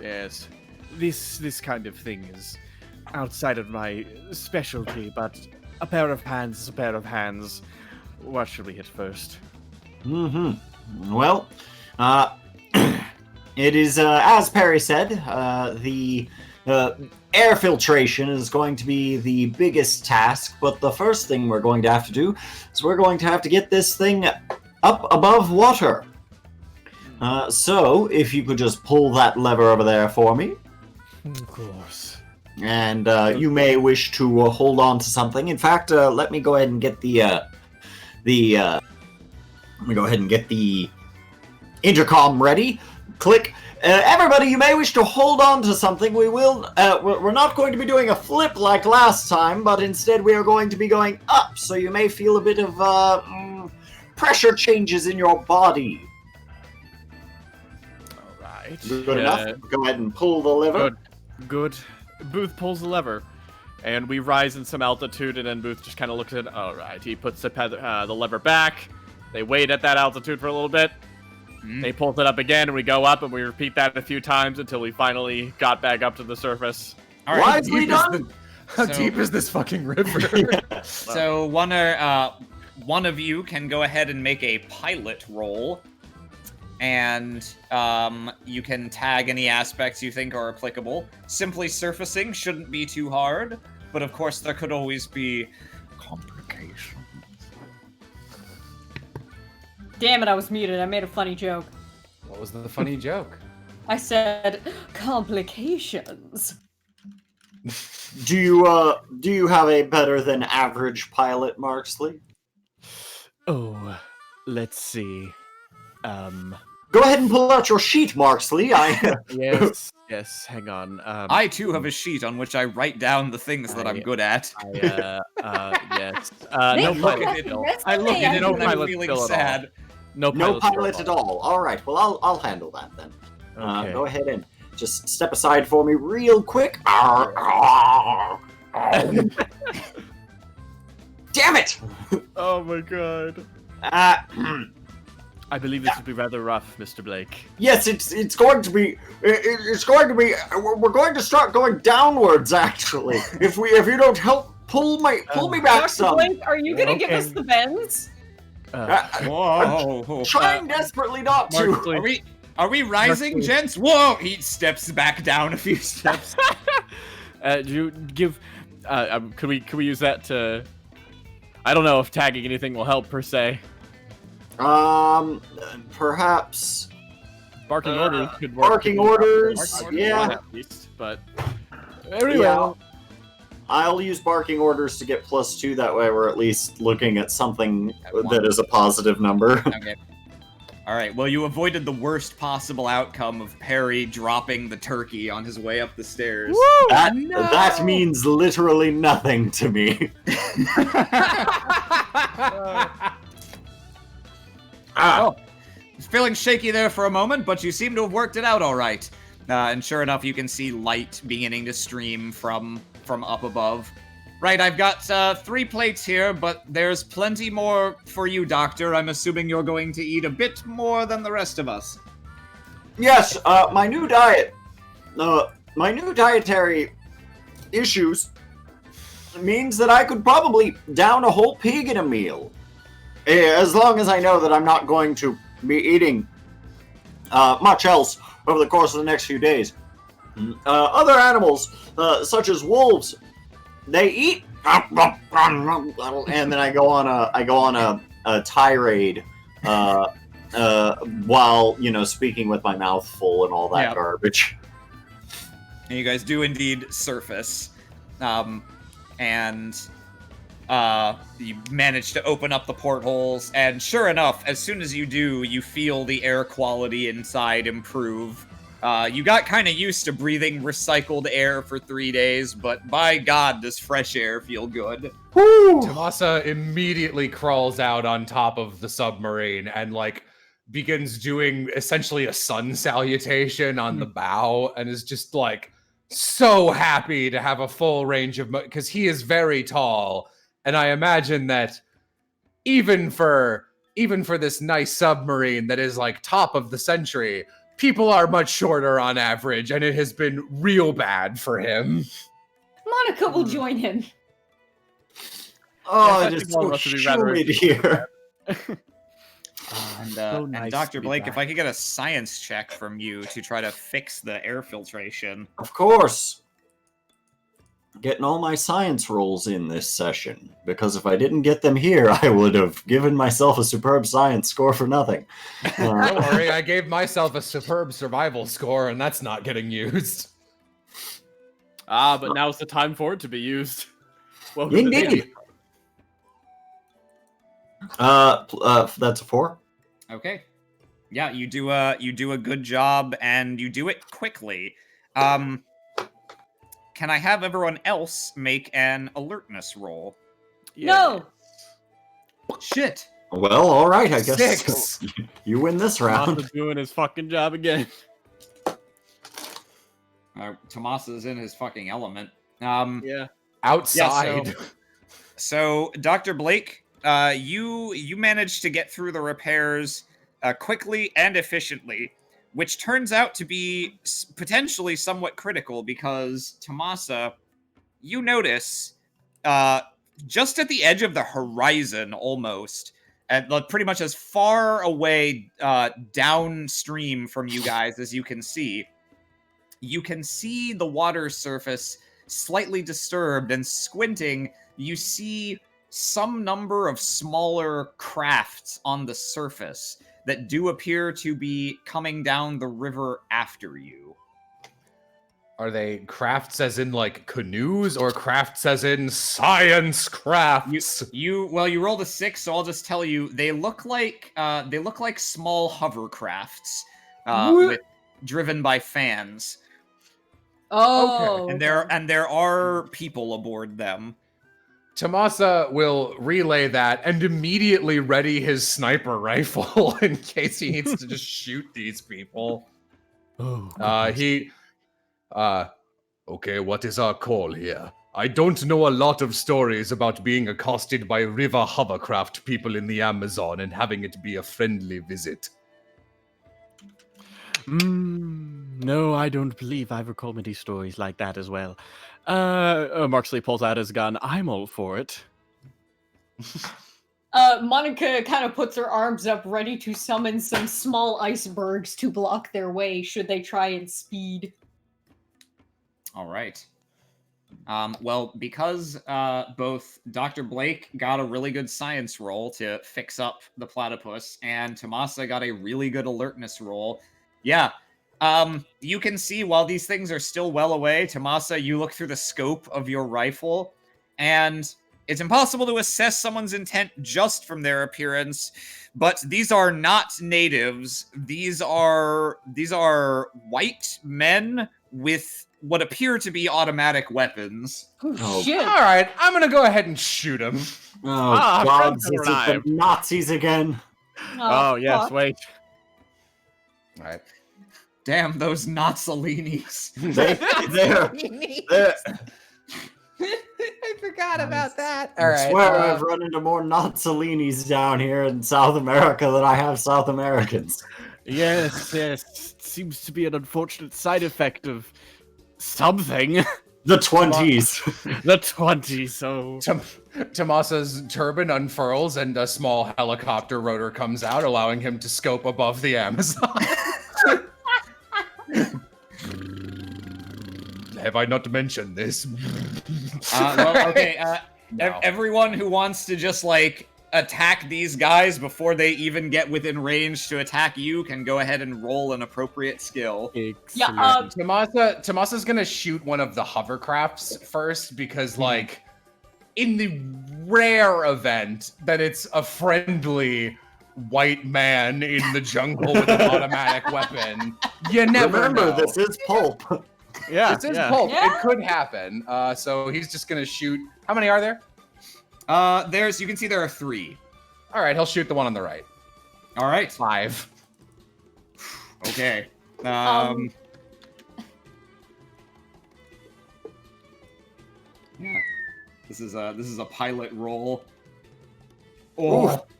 Yeah, you just take careful aim. You fire a single round. There's a loud bang, and one of the hovercrafts suddenly basically does a hover wheelie, rolls up in front as the front part of the hover balloon decompresses and all the air starts to rush out, nearly flips over entirely and spins out across the river. Anyone else taking a shot? I'll take a gunshot. All right. Yes. Ow! oof. Haha. Come on, music. All right. Do you want to tag anything? Let's see. I was looking and I don't think I can see anything particularly to tag. I think instead I'll just try going for a similar thing that Tomasa did. All right. Follow the leader. Yep. You shoot and you shoot out the engine of another craft. It is not immediately totaled like the first one, but it begins puttering and sending a trail of smoke behind it. And Monica, I think you were getting ready to throw ice. She's getting ready to try and summon ice. Oh, that's right. Yeah, to block. block. Okay, yeah. Go ahead Yeah. and roll science. Okay. Should I tag thicker than water with this, just in case, or do you think we're gonna get it? Roll first. Yeah. Alright. Science. I think we have enough advantage. We can probably take out like one of them if he gets close. Yeah. This is possibly the final session. We got to save our fate points. Exactly. Oh, you're right. All right. Yeah, you summon icebergs, and the remaining hovercrafts jerk out of the way and manage to weave around them as the ice chunks burst up out of the muddy water. They're starting to close to the distance where they can take out their weapons, but because you saw them from so far away, and you got the platypus ready to go again, Perry runs down below deck. I can get us going. Should I dive? Do not dive just yet. We have one more to take out. Just slowly take us down the river. All right. So I'm gonna roll Perry's pilot against these guys' pilot to see if he can stay away. Let's see, 40F plus 1, and he has stuff he can tag as well. And then this is the pilot for the other guy. Ooh, that's pretty good. So Perry is gonna spend a fate point to tag the platypus aspect, because he might only be a +1 pilot, but he is great at piloting this specific vehicle. And he doesn't really have anything else he can tag. Does anyone else have anything they want to tag to help him? I could do the little engine that could. Let's Alright. go, buddy. All right. That puts his pilot to 5. So the platypus starts with a roar and begins to quickly pick up speed down the river, keeping you at a far enough distance such that you can attack at your leisure, especially Tomasa, while these guys are firing wildly and the bullets are just like in the water 50 feet behind you at the closest. God, can I do something silly? Of course, always. All right. As we go down the river, the canopy overhangs just part of the river, and we can see it. Tomasa notices a large boa constrictor over a branch, and decides to shoot the branch as the man is about to pass underneath it. Hopefully, giving him a very literal new boa. Okay. So I'll charge you a fate point for the boa constrictor. Otherwise, yeah, you can just go ahead and roll. Yeah, that's funny enough. I'm gonna do guns. it. Okay. Hopefully. Come on. Sorry, I have like 3 Roll20 things open because I'm juggling. Where did you go? There it is. Okay. Rolling my guns now. Rolling. Dun, dun, dun, dun, dun. Hopefully this isn't bad. Nice. That's pretty. Nice. 5. Nice, yeah. This is the pilot roll. Ooh, yeah. Okay. So yeah, as you pass underneath the branch, you just expertly shoot the branch. And, yeah, sure enough, as the hovercraft whizzes by under it, the snake flops down and basically lands like a wreath around all 3 men on board, who immediately begin screaming, firing their guns wildly, and you see that hovercraft ride up along the side, crash through branches, knocking all 3 of the men off, and then plow into a tree. Oh my god. Tomasa does another and then blows off the barrel of his gun and whispers, "The Red Viper." I'm Alright. not tagging that, I just think it's funny.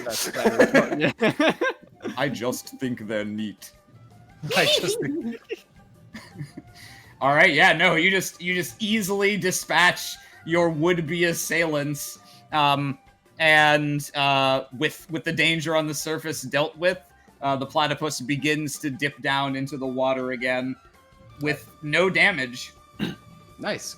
Tomasa finishes his sun salutation in an expedited speed as we begin to sink, and then closes the hatch behind him. Well, this is a good sign. If they are giving us this much trouble, it means we are on the correct track. Yeah. Oh goodness, what happened? I'm afraid I missed everything. Some men with hover Monica writes balloons. down bad guys. We shot Oh. them down. It was rather easy this time. Much better than water zombies. If you look out the window, you might see some sinking. Hmm. A boa constrictor floats by. Yeah, there's like a man doing mouth to mouth to the boa constrictor to inflate it like a pool noodle.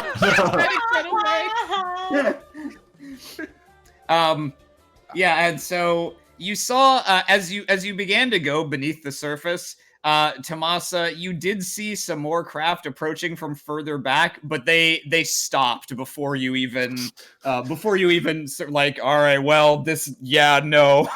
Maybe not the right way to go about it.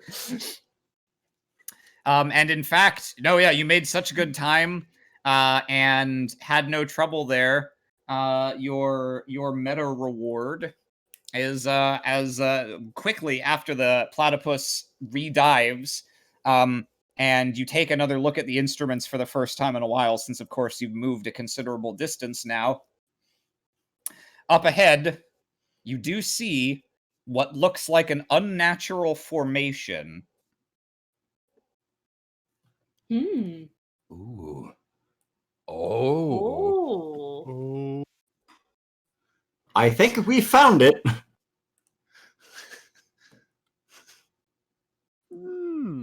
Maybe. No, there's a picture for this one. I'm certain of it. Now, you see it. You see something, at least, up ahead. The riverbed parts, and there is what looks like an unnaturally smooth, carved tunnel, and for somehow light emitting from it. It's not your floodlights, no, for sure. There's some kind of bioluminescent glow warmly emanating from deeper beneath the water. Fascinating. Monica wonders what on earth could drill a hole that big underwater. Oh, you know those primitive peoples of 1,000 years ago, they were always building shit like this. Well, you see, In pulp they were. you see, the ancient Inca, when back in the day, the Incan mountains, the Andes did not exist, so they had to dig it out of the bottom of the river. It is said that this is where they dug the Andes from. And so, Little known fact, the Andes are all made of a construction slag. Aliens. so, yes, we should look at that light. Perhaps it's caused by some sort of microorganism, or maybe even some kind of some manner of jellyfish. Even eels are known to have some sort of bioluminescence at times. I'm fascinated. Maybe it's some kind of algae bloom. Mm-hmm. Indeed. I would love to get a closer look. Now, you, as you pilot the platypus closer, can I get another alertness roll from everyone? No. Yes.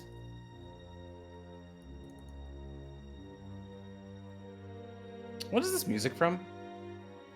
This is from, I think, the first Cold Steel. Yeah, I was like, it's from Cold Steel, isn't it? Okay. 3, 3, 1. Okay.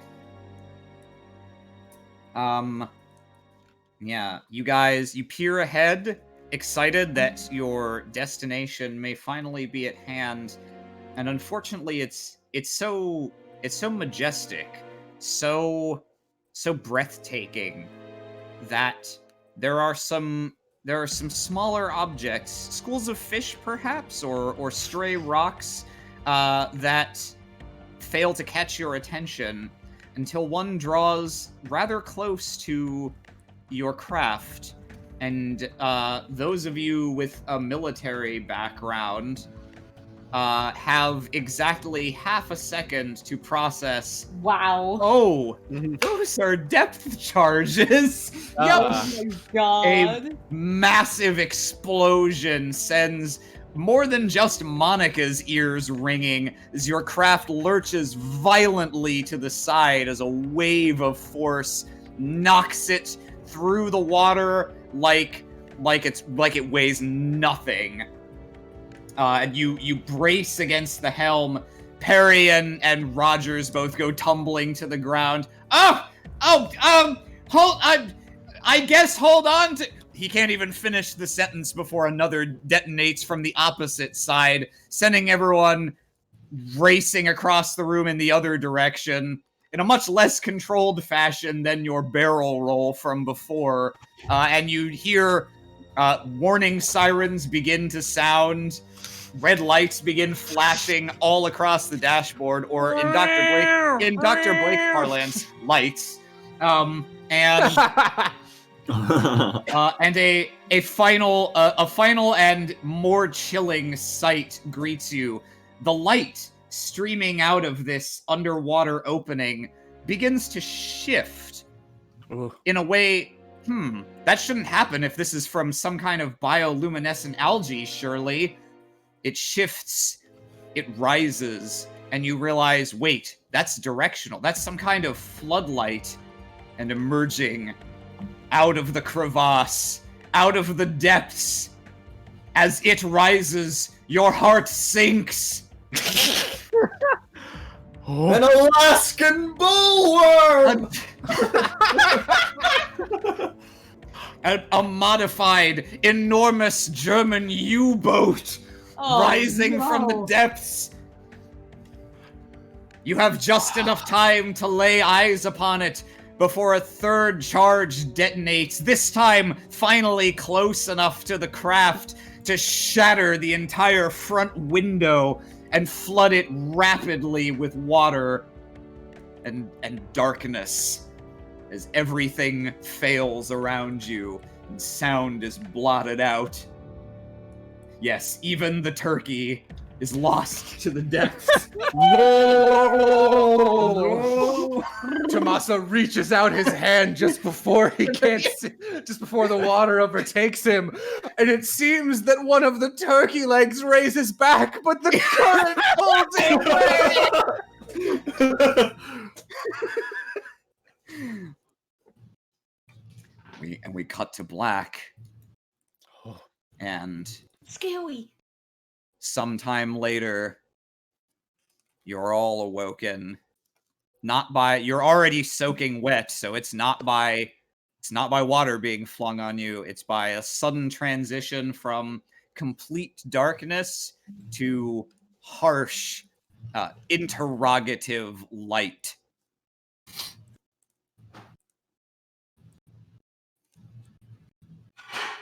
Ah. Oh, all right. Looks like they're coming too.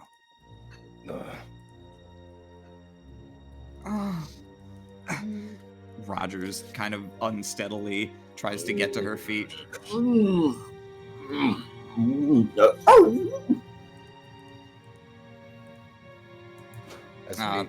As we Dr. look Blake makes around, dog noises. As Tomasa blinks his eyes multiple times, and as they adjust to the new light, he looks around at this number of soldiers. Is there any insignia on them? Oh boy. You It's a swastika, but you can blue. you can look. You can also declare. But you can't touch. You can look. You can also declare.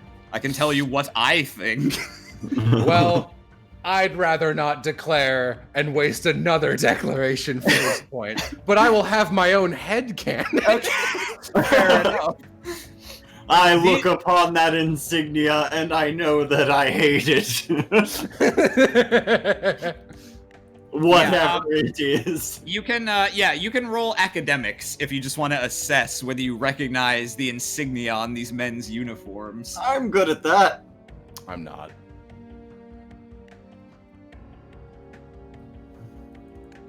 Oh boy, that looks like. Oh, but Monica can't tell us who they are.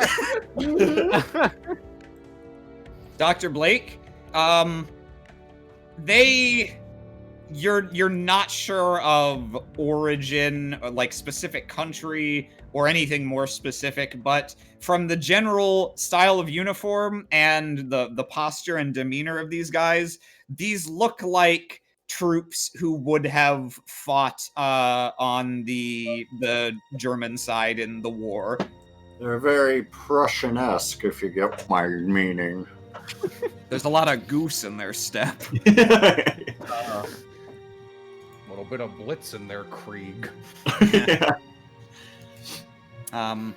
The man and woman standing here both look over you as you kind of collectively put your wits together. It seems like you weren't further harmed after the sort of general bruising you took in the attack on the platypus.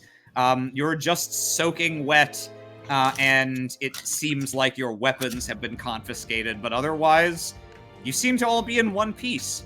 Perhaps strangely, considering the circumstances.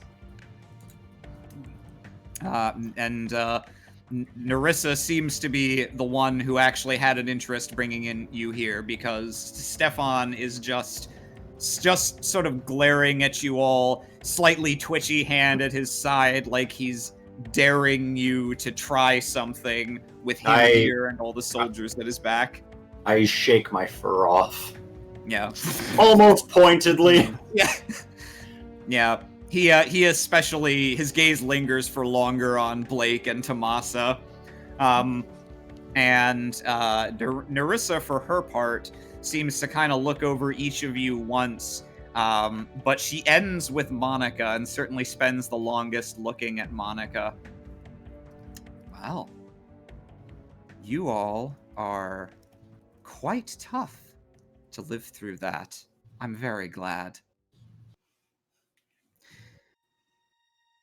I suppose there's no need for you to know anything, but I'm glad that we have this chance to properly meet face to face before, well, what's to come. It's possible I'll need some sacrifices, but if I don't, I am greatly looking forward to trying out my new power on each and every one of you And she looks most meaningfully at you, Monica. I wonder how easy it will be for me to make puppets of those bodies of yours once the soul is no longer at home.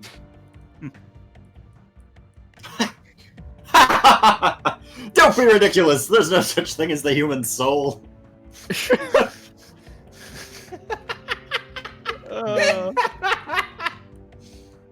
Well, the dog who walks and talks and does science, if I'm not mistaken. All of Blake, those isn't things. it? That's correct, Dr. Carl Blake. Hmm. Deprover of the human soul. And, you know, the guy who turned himself into a dog. Deprover of the human soul and current deprover of the human body. You may find you have a lot yet to learn about humans, Doctor. Shame it will be so difficult for you now. What is that supposed to mean? She means you're a dog, idiot. Oh, Stefan. Be nice. Yeah, be nice.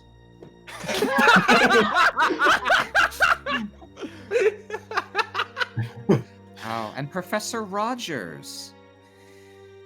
I suppose there's no need to learn anything from you just now. I already have everything that I require. It's really quite fortunate that you brought that bracelet to the opera with you. We weren't able to get it from your office, and if you hadn't had it on you, I would have simply had to rip the knowledge of the inscription from what remained of your mind. So, consider yourself fortunate. And you. She looks at Monica, then narrows her eyes. You were very bold the other night. I'm afraid I had to relieve you of that gun. She spits on her. Oh shit.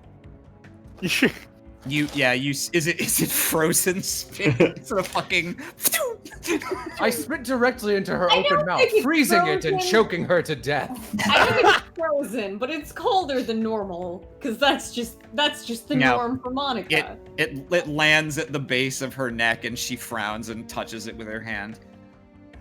What a strange creature you are. Well, it's a good thing you led this little expedition then, otherwise I might not have been aware of your approach. Back in my day, I would have been placed in the sanatorium for doing that. Be careful, it could still happen. It's just a little harder. She thinks that. She the doesn't dog. say it. You wouldn't want them to put you in the doghouse. Well, I mean, if I were a woman and tried to do what I did, I certainly would have wound up there, but... Stefan kind of looks to the side impatiently.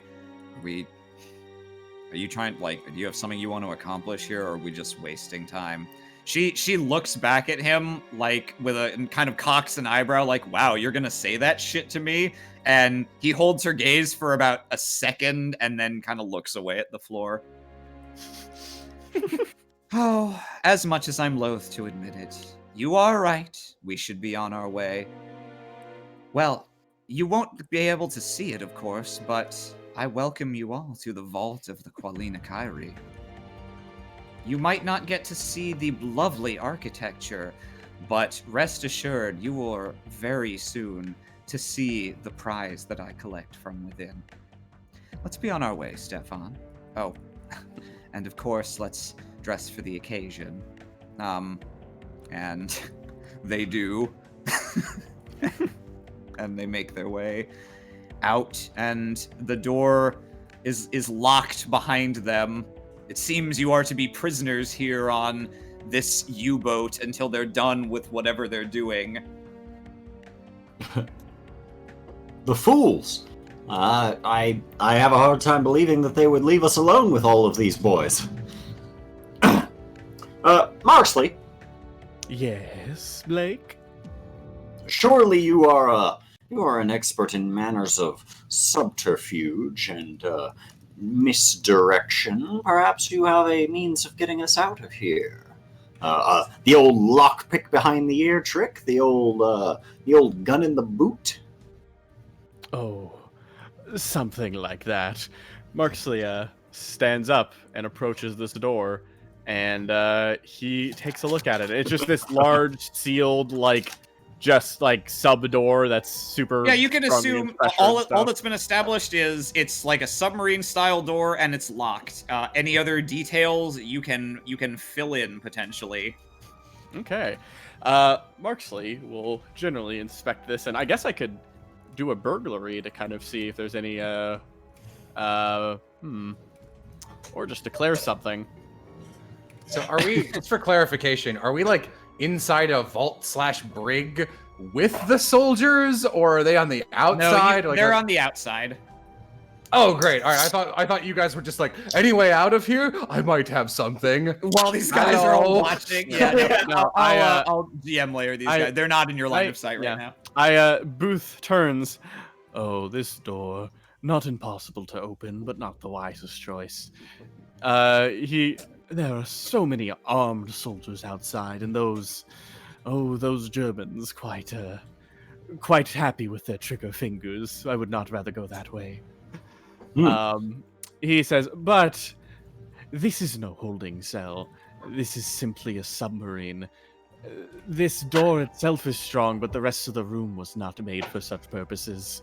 I thought you were going to say, this is not a submarine. It is an airlock. But we could make it one. If you want to.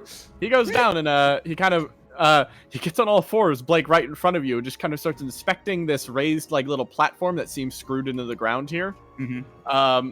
Miss Gelato, can you give me a hand? And She reaches over and reaches towards his face and takes off his glasses for him and pulls a little thing on the end of them. It's a lockpick. Yeah. Ha! Nice. Then she reaches up to her own hat, pulls out her hat pin, hands it to him. Thank you so much. He takes both of them again, and one moment. He kind of they're still a bit wet from that, so he takes off his jacket for a moment, just kind of wrings out some water, and over some of the bolts. May you freeze that? All right. Once the little droplets of water are frozen, he kind of honestly whacks at them a bit, and just to get them the ice a little broken up after it's been weakened from that point, and the metal is just kind of just starting to lose its integrity. And he starts picking at this little floor plate now with both of the lockpick and the hairpin. Nice. So what I'll do is I'll do burglary, or sleight of hand or burglary. Probably sleight of hand in this case. Yeah, I think it's sleight of hand. Could I raise it up by burglary? Yes. Okay. And with that, I will also our way to safety. Yes. And then with that, I will also use bonds as strong as aluminum here, because I've literally did these things. Oh yeah, yeah. No, it's a good use of that. Yeah. Yeah. So that's what I'll do. I'll see what I can pull off here. Bam. Ooh. Okay. That's what was that? That was I'm gonna re-roll that. Okay. You gotta. Ew. Wonder if there's anything else I can tag. Well, you can I can actually tag. Can I tag Monica's? Because you can. Yeah, you can tag Monica. Her ice in her veins aspect for the freezing that you did also. Then yeah, that's what I was hoping for. So yeah, that's 4. Then will that do it, or should I tag? Something Yeah, else? no. You managed to take the plate off the ground with a quiet snap as the bolts just pop out and send a small shower of ice along the floor. Oh goodness, that's quite a trick. Yes, and we'll be quite silent, good little prisoners. After all, these doors are airtight shut. They won't hear a thing. All right. Then yeah, we'll say you can pile through there, and within a moment, you have a duct. It is so fucking cramped because you're on a submarine, but it is large enough for a person. It's large enough for a person because, of course, it is. Marksley will lead the way, and once they reach an exit to the duct, he's going to try to stealth out and attempt to just, weasel his way across the boat. Yeah. Luckily, because I have a glandular disorder where my sweat is quite slick, much like a coating of Vaseline. This is due to the fact that my father was an eel. That is fascinating. I'd love to know more. I would hate to. My mother was an eel. I came from an egg.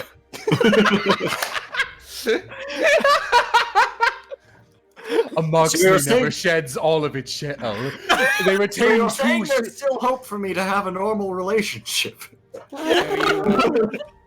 You slip out the exit of the duct. You check both ways, and you see a soldier patrol away. It looks like the coast is temporarily clear, and so you are all able to get out into the rest of the U-boat. And you know that there's probably one or more soldiers between you and the surface, and somewhere your guns and weapons are presumably to be found. Yes, I believe the correct choice would be to ambush a soldier and to have Marksley assume the German uniform disguise. Yeah. I was going to do that for you. Monica has already reached into her hanky and pulled out a tiny, tiny little vial of chloroform. Just dab, dab, dab. Hands it to you gingerly. Ah, excellent. I'm wondering if I don't think that one's going to fit me. I'm wondering if there's anyone else who could actually do the takedown part. I'm sure someone else could do that better than me. But, I mean, I could.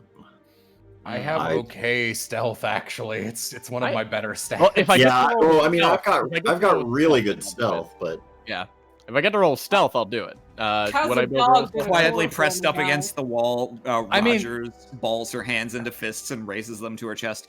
Bring one to me, and I'll box his ears. All right, you know what? Yes, we're gonna let Rogers do this because I want Rogers to do this. So we're gonna assist with that. Then yeah. All right. Then yeah, we're just at some point. You guys are crouched in the shadows, and you hear a tunk, tunk, tunk of boots on the metal floor as a soldier patrols down this hallway. And he does pass close to you. What's your play? Well, I feel like you should chloroform him slightly with stealth, and then have Lisbeth kick the shit out of him. Yes, I think we're gonna do that. Okay. Oh shit. All right. Yeah. So no, you definitely, you can definitely do that without first noticing him. So I'm gonna treat that as you maneuver to put a chloroformed aspect on the soldier, which Lisbeth can then tag when she goes for the knockout blow, which she will do. Lisbeth! All right, here goes. Here's her fists roll. She has a +2. Oh hey. Oh yeah. Nice, girl. Yeah, all right. So she tags her chloroformed aspect as well. So the net effect, Marksley, you suddenly like lurch out of the shadows and spray in this man's face while grabbing him from behind. He lets out a cry in some European dialect, and Rogers just swiftly leaps out of the shadows and just punches him in the side of the head, sending him crumpling to the floor and his gun scattering away. She kind of dusts off her jacket. Asshole. Marksley, thank you, Lisbeth. He kind of like, there's like this little like fences. He kind of like pulls this guy over it and then pulls him into this dark corner. And then eventually, like a few minutes later, he comes out looking the part of a German soldier. Wait a minute, that's a swastigliacci. Did you hear?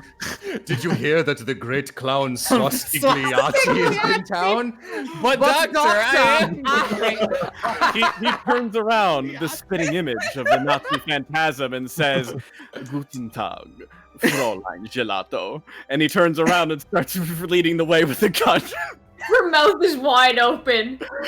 Begin goose-stepping. I love to imagine we walk down the hallway, see the soldier knocked out, and you expect to see him like tied up in cartoon heart and white boxers, but instead he's like fully in dress, implying that Marksley Booth had the uniform on. Now, see, with that whole thing, I can't decide what's better if she just figured that out or if she's just offended. Left up to viewer interpretation. Yeah, All so right. man, he leads The path Booth forward. Lotto shippers are gonna love this moment. After your little tag team, Rogers tips her hat to you, Marksley. You know, Mr. Booth, you're not half bad, actually. Oh, thank you so much. Wait, hang on. Don't like Thank that. you so much. I very much appreciate it. Yeah, he continues moving forward. he just, allow me to change my name tag. Changes it from Booth to Das Booth. No, hold on. Well. You boot. Das Boot already means submarine. Well, there's a movie about a German submarine called Das Boot. I don't know what that Okay, actually alright. means. I'll look it up. Yeah, and, well, that went so flawlessly that I'm not gonna make you faff around doing more shit to get your weapons back. We can just kind of assume with Marksley at taking point, since he can go safely around, he's able to gather your stuff up, and you're at least able to get out to the top deck of the U-boat. Where you can see, there's sort of 4 soldiers kind of patrolling around. I'm gonna move you to another map real quick. Yeah, so you get out on the roof and you're standing. The U-boat is actually surfaced, and it is sitting inside an underwater air pocket. Where you can see it is assured right next to a small landing, leading into what must be the vault. And there's a small number of soldiers up on the deck patrolling around, but they appear to be your last opposition. All right, Marksley will, just casually approach with the soldiers, just in a soldier uniform. Mhm. Actually, does anyone else have a plan first before I just waltz on in there? I do not. I would have you rush around to the front of them, engage them in conversation, and if you can, perhaps chase them. Not chase them, but move their patrol direction ever so slightly towards me. Ah, okay. Yes. See if we can't flank them between us. Sounds like perhaps a plan. Marksley will begin going into his approach. Let me All right. get sneak mode active. There we go. There we go. Just had to turn on my headlights so I could see in this dark cavern. Luckily, did I mention she was an electric eel? All right. Yeah. When you approach, one of these soldiers nods and hails you in German. Marksley hails back. All too naturally, honestly. They engage in some all too natural conversation about U-boat crew things, and he just talks About a bit. Okay. About Go ahead crew and make me a things, deceit and- roll. All right, yeah. Let's see. Holy Okay, shit. yeah. My God. Well, Like a natural born Bastard. Nazi. These guys cannot possibly beat you, but I'm gonna roll to see the degree of your success. So this is their rapport. Okay, yeah. That's a lot. Yeah, so that's enough to give you spin also, which means if you're setting up some kind of wham bam combo with Blake, then one of you can take +1 when you act against them. I don't know if there's a way we can maybe tag mind like a trap, which I don't know if there's a way we can tag that in to bump that up even more, but Well, this is a trap, and Yes. This is a trap. So what are you intending to do when the soldiers are led to you, Blake? Well, I'm assuming that I've got a knife. Yep. Oh, that's all I need to say, really. Fair enough. All right, so you can. What you're actually going to do then is I'm going to have you. You can tag that on a weapons roll. If you're just going to straight up he leads them into a blind corner at the top of the boat and then you stab them. Yeah.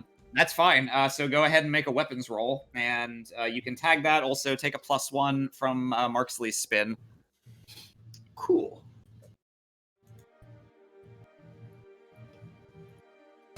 ooh, So there's a +1. That's 3 total. Also, given that it was Blake's idea, maybe barking orders.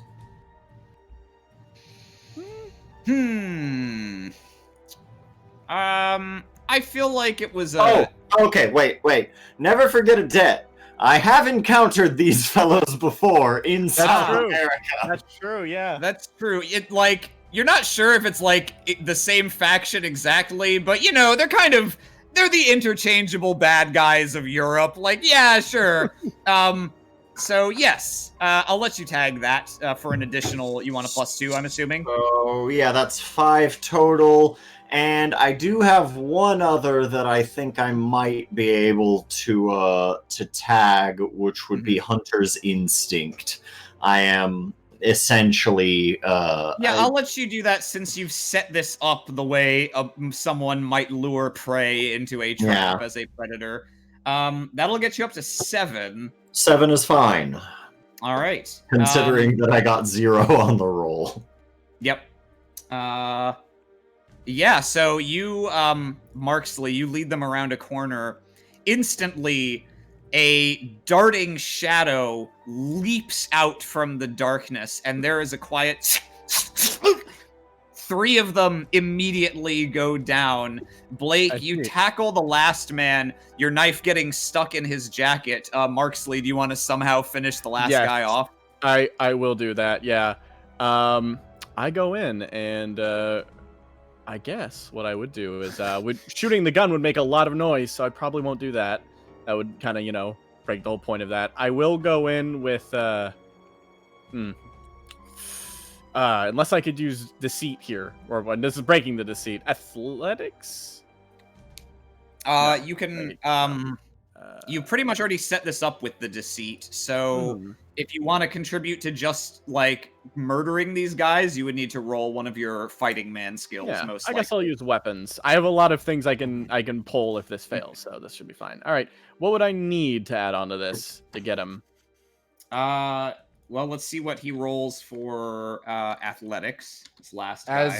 As Tomasa hears the telltale slicked of throats being slicked, he covers Perry's eyes, knowing that Lisbeth can take it. I guess, would that just be a 1 thing I need to tag then? Yeah, you only need 1 tag. Easy, triple agent. There we go. Yeah. So this last guy is knocked down, manages to wrestle Dr. Blake off of him, stumbles to his feet, and gets out just barely half a yelp, turning around to look to Marksley for help. And Marksley, he turns around straight into the knife in his stomach, and just, mein Gott, or something. My God, spaghetti. Monsters, they don't even bleed like men. Spaghetti person. Mark, all right, puts away the knife and picks up the gun again. Let's go very quickly now, and kind of I guess just tosses them into the water, and then just kind of keeps going. Yeah, guns for everybody. Yes. All right. 4 guns. Perry, would you like a gun? Oh, goodness. I suppose this will be my last resort. You know, That game's takes an the gun aspect, with last that resort. Will, as Marksley like begins walking off, Tomasa kind of like walks with him and leans over. Am I the only one who is maybe a little offended that you and I were the only people not addressed by the bad guys in their cool capturing us speech? Yes, I was ready to. I was hoping that I could pull some last-minute little trick, perhaps, and well, I was hoping they would take me onto their side, and I could do that thing where I turn around and open the doors once I've earned their trust. All that classic. What? I got us out anyways. That wasn't me backing up. It was making it not this. Okay, yeah. You smell very good, Moxley. Thank you, Tomasa. Thank you, Mr. Can I call you Tomasa? You have always called me Tomasa. You smell very good. But wait, is that the scent of danger? You know it is. Of course. And are you perhaps courting with it?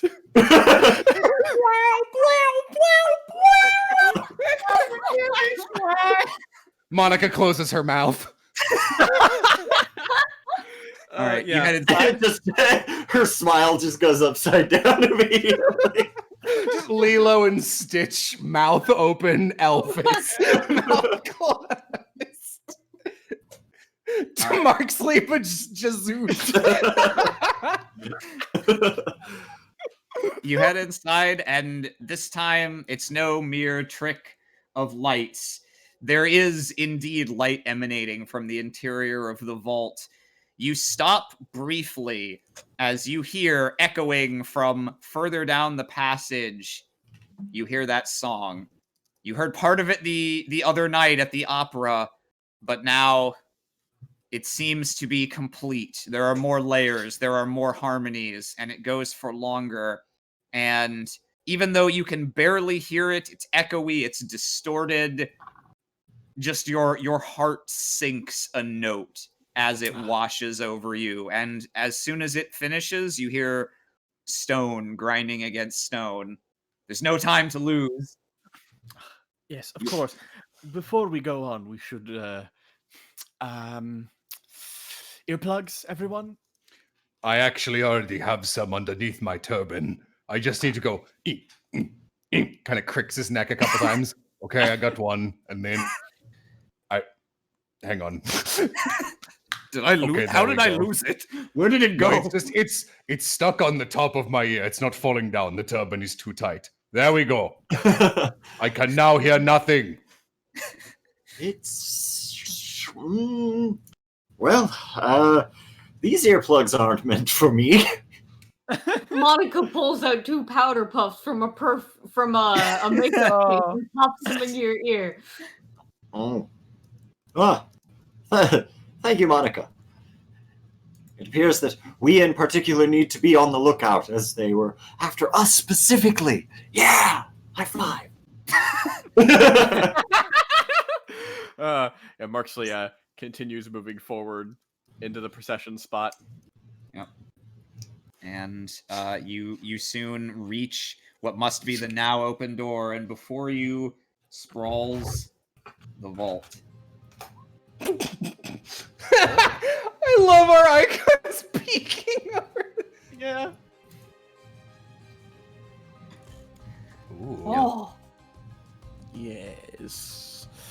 Oh, this is incredible.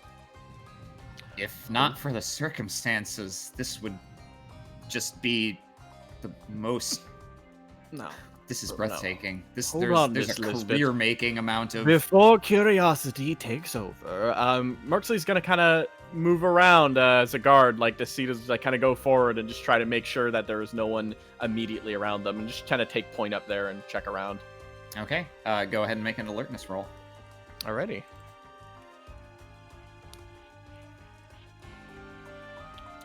Where is there? Bam, bam, bam. Nice.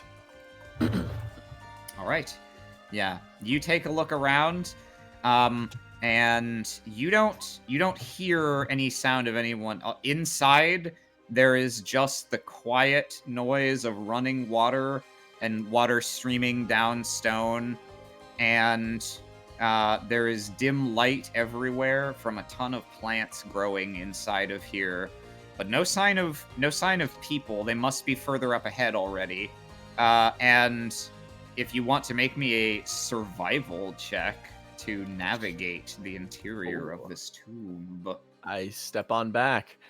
This I'm pretty good place at that. so far is empty. They must be further ahead. Can someone with knowledge of these strange places take us forward? I don't want to step on some nasty traps. Could I we use don't- investigation for this? Yeah, you could look around. It won't be good for directing you, but you may learn other clues. I will do that. Tomasa begins walking forward, crosses his arms, looks around, like his head kind of arcs up and then down as he looks over all of this insane architecture. Oh yes, we wanted to get rid of the artifact, so we build it a temple. Typical. Yeah. Well, go ahead and roll survivey. 7. Oh, Jesus Christ! Ow. Well, I Thank was you already for throwing me a bone. I was already on the trigger finger to have Lisbeth help you out with one of her aspects, but that is 100% unnecessary. Just let her nerd out in peace. He like walks along, taps a couple pillars. 1, 2, 3, 4, 5, 6, 7, 8, and then secret passage over here. Yes, it's always always between 8 and 9. Cross-culturally, not sure why. He knocks a couple bricks and a thing opens up very slowly. And he points to the glowing orb on a pedestal down the hallway. Trap. Walks through the door. Monica keeps to herself, wanting to tell him about the significance of the number 8 in numerology, but keeps it to herself. All right. Perry and Lisbeth kind of trail behind a little, and he takes his hat off and looks around nervously. Oh, well, this is Lisbeth's all nice and distracted because of Melissa's in her field. I am feeling like if I walk into that room, I will most assuredly die, or else immediately be taken hostage and used against you. Perry, you've got a gun now. Perry, you don't understand. If you stay behind, you will be that exact same thing will happen anyway. Oh, Yes, darn, is that how Perry. it works? There are Nazis right behind. No, wait, there are Nazzolinis right behind us.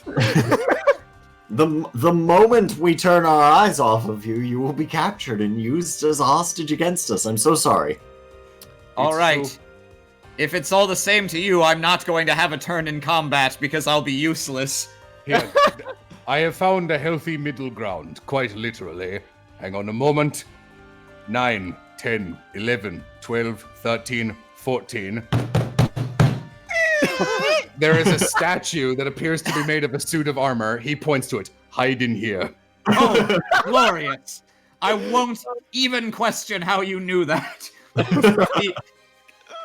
Lisbeth, would you like to join me? I really want to keep looking at everything in here, but I suspect Mr. Booth may be right about the liability.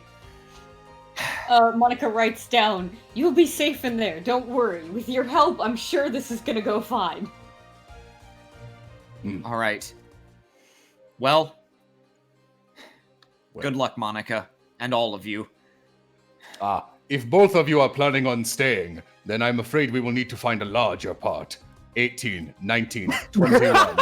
opens a larger one. There is an enormous statue with what appears to be 2 faces, one at the top, an enormously long torso, and a second face in the center of the torso. I believe this is for when the ancient peoples would attempt to use shenanigans to sneak into theatrical events. There is a bottom half and a top half you may hide in. Fascinating. I'll have to conduct research into that. Oh, hang on. He taps the funny bone, and an axe comes down and slams at the hallway. Okay, it has been triggered. Remember that you can do that if someone comes by who is not us. So Lisbeth and Perry are indeed going to hide instead of coming into the final battle. However, because you sat and jammed with her, Monica, and all her research was around, and you listened very nicely, you collectively, I guess we'll call it a scene aspect because anyone can tag it. But yeah, you have the aspect Lisbeth Rogers research. So you can, if it comes in handy, you can tag that to somehow use the knowledge of the culture that built this place to your advantage. All right. Fun. All right. They disappear into the wall. And I suggest we take like a 2-minute break so everyone can use the bathroom or whatever. Yeah. Because all that's left is the final battle. I will do that. All right, same. This is a lot of fun. Thank you. Yeah, no, I am routinely impressed with how, like, yeah, no, this is the perfect system for Arim to run, because your knowledge of, like, old like, the fact that you can whip out any contemporary senator in this time, that kind of superpower, and just being like, oh man, even before so-and-so was even born, and I don't remember their name, but I looked them up, and it's like, yep, that's a scientist from this era. Very clever. I don't know if Arim got up and walked away, and I'm complimenting Air right now, but sometimes that's how it be. I am talking to a wall.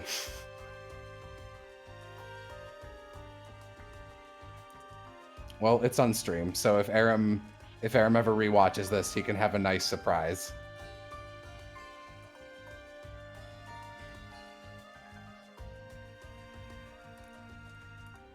I mean, I guess I can be here for a little bit. I thought you were gonna say, I guess I can accept it in his stead. Thanks, I earned it. Thanks, it's me, Arim. Everyone knows that's how Arim talks. But this is evil Arim, so it's backwards, so I'm Mira. Mira Solomon. I'm back. I could not respond, but I did hear what you said, Jello, and thank you. I'm here. Damn, I guess I'll give those compliments back to you then. I thought you were just gonna say, it's me, but I'm evil Arim. So Arim. Arim, yeah. Evil O. Evil O. What My name's Olive, but I go by Evil O. The O stands for Olive.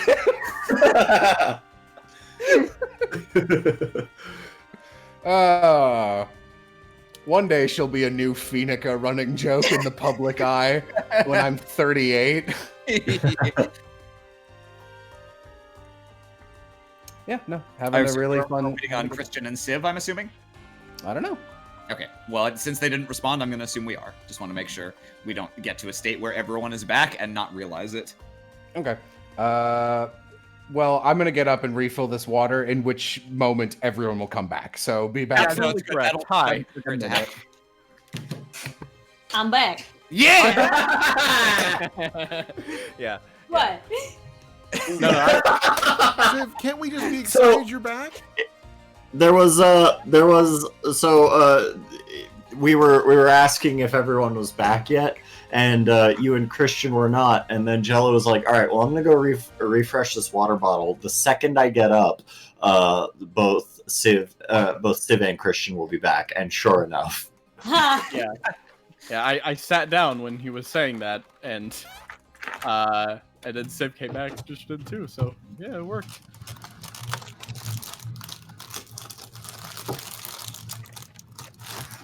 Sorry, I got a box of cookies and they're crinkly. Ooh, what kind of cookies? Those, I'm sure people have been hearing me chomp celebration down on cookies. pieces. The what cookies? The celebration cookies I was telling you about the other day. Oh, fancy.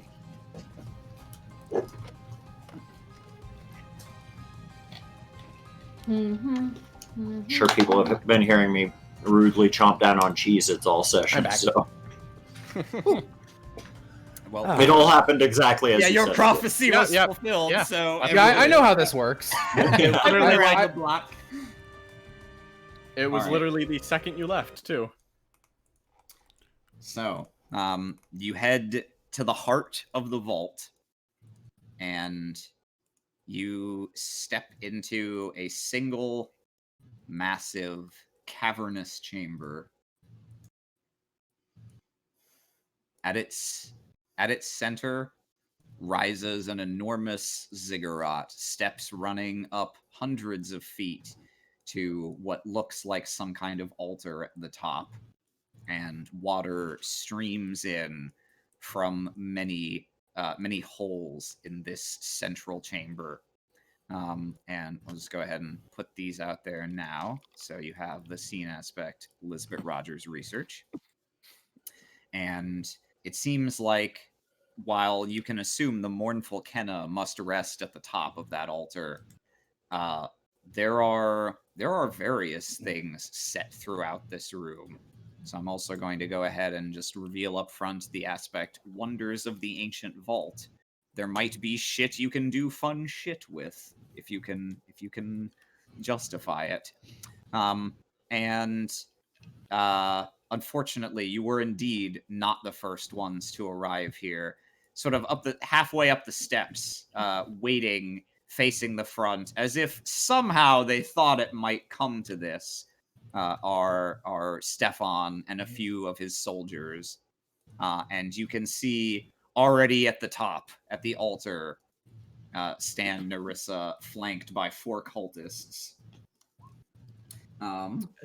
Just as a thing, Uh-huh. I say that Marksley is lagging a bit behind on this since he's still got. Sure. Thank you. I'll just be over here, guys. Don't worry, I'll be right back. Don't worry, it's fine. Yeah, It's fine. It's fine, guys. Don't worry, I got your back. Can I say that Monica noticed this because she was also going to lag behind in a different way? I too no. No. All right. actually here. Come on, everybody. We are here to confront you. Oh no. Oh, I see how it is. No, but she did notice him, but she didn't say anything, and she just kept going with her business. I'm not gonna let it ruin my day. Exactly. You you step to the base of the ziggurat, and you see Stefan and the soldiers ready their weapons, but they don't open fire. There is a tense atmosphere in the room, and Nerissa walks back to the front and looks. She looks at you briefly, but barely seems to initially take notice of you, as she instead gazes up longingly at what she holds in her hands, a small black flute. And she whispers, but the whispers echo everywhere inside this room, and you can hear them as clear as if she was whispering them straight into your ear.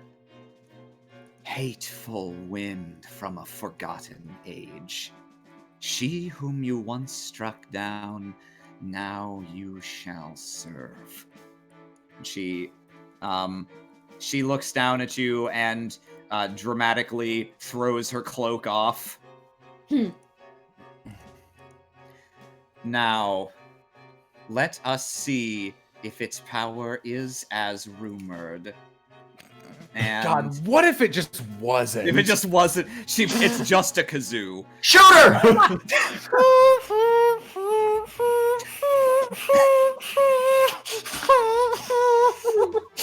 Stefan slowly turns around.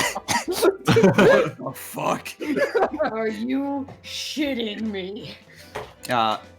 She plays a single note, and it's as if the whole earth here rocks. You see Stefan and the soldiers, who presumably have earplugs in the same as you guys as a precaution, still almost fall to their knees. The cultists standing next to her immediately look like they begin seizing up. They writhe on the ground and almost immediately tumble off the edge, just like they are already dead, and they fall into the water below. Well, I hope those don't come back as zombies. Want to freeze over the water?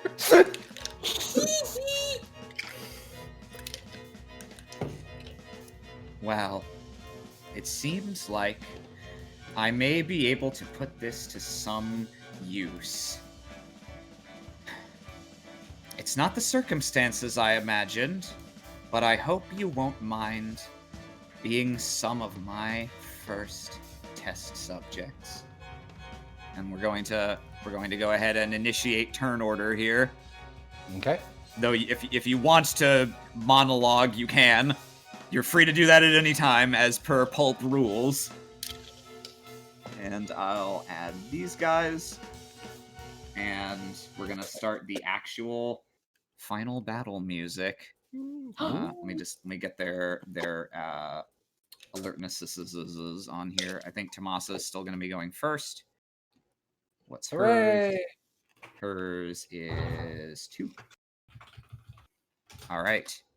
Sort this descending, and we start up the music. You see, as the note settles and the ringing ends, the around her, all of the mist in the air begins to kind of percolate and whirl and form a very small vortex.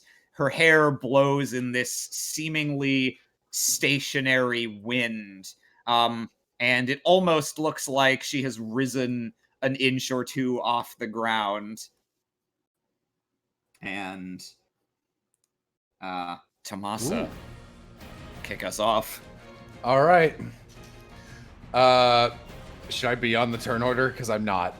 It's just the bad guys. Oh, God, I'm sorry. It's like old copies of your icons, so they don't... Yeah. It's a good feature, many quotes. Okay. Give myself a 4. All right. Tomasa, gun at the ready. He does not want that death flute to be in her deathly hands, so he is gonna try and shoot it out of her hands, and tag, "Hey, don't touch that." Hopefully knocking it into the water below and pissing her off. So we'll see how I do. I keep forgetting where my fucking rolly rolls are. Wow, that's so bad! Well, luckily I tagged something, so I'll re-roll that. God. Significantly better. And I don't know how she wants to defend, but either way, I'd like to flavor it as the bullet misses, and she kind of just like a, "Really? You're going to do that?" And then you hear a ding, dong, ding, like there was a spittoon, and the bullet bounces off the hanging wonders of the ancient vault, shooting backwards, getting close to the flute. We'll see. So, knockdown 2. So she is going to. She sees you raise her gun, and she extends both hands, and the vortex of air and water vapor around her suddenly stops swirling altogether, water droplets suspended in the air, and then she unleashes and basically straight up just tries to blow your bullet off course with sheer power. I believe she succeeds.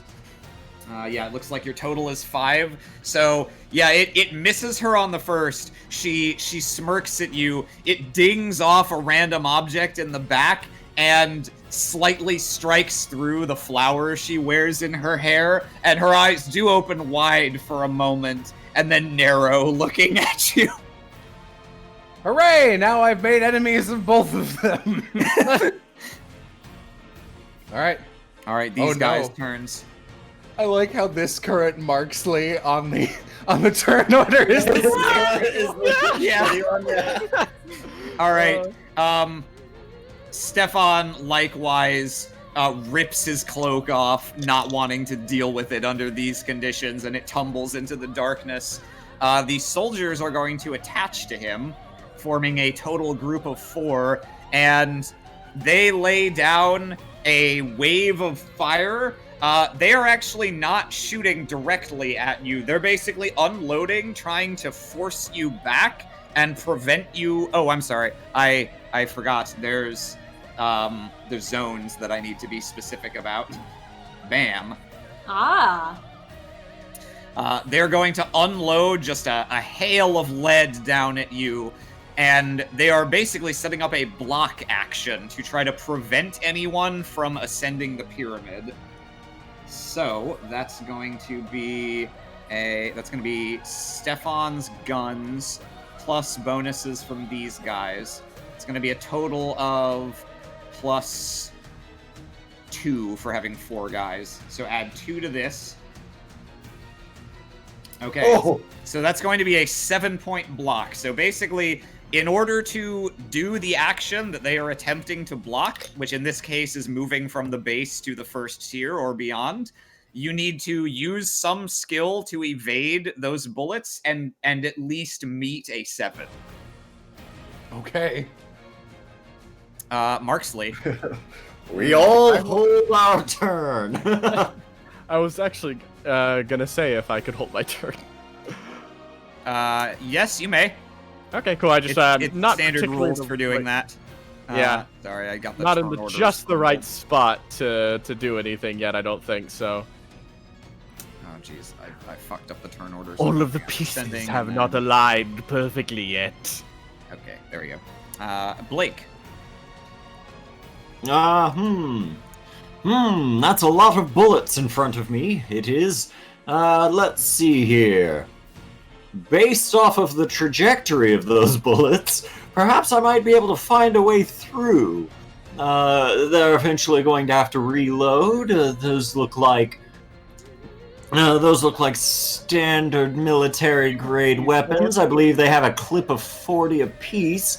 They're about halfway through their clip. I'm going to use science to try to calculate when they're going to have to reload, and then take advantage of their reloading moment to make my way up. All right. That's very clever, actually. And let's see if I've got anything else. Any sort of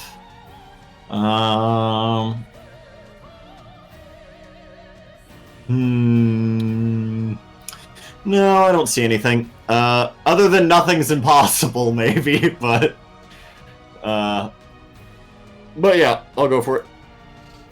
And we'll see what it looks like afterwards. It's fine. Yeah. You got a 5 base. Yeah. Can you tag anything? I was thinking nothing's impossible just because I'm sitting there counting the bullets that they're shooting, and I have can't get it past me, which is what the enemy is attempting to do. Yes, I might tag that in its place and try to get there.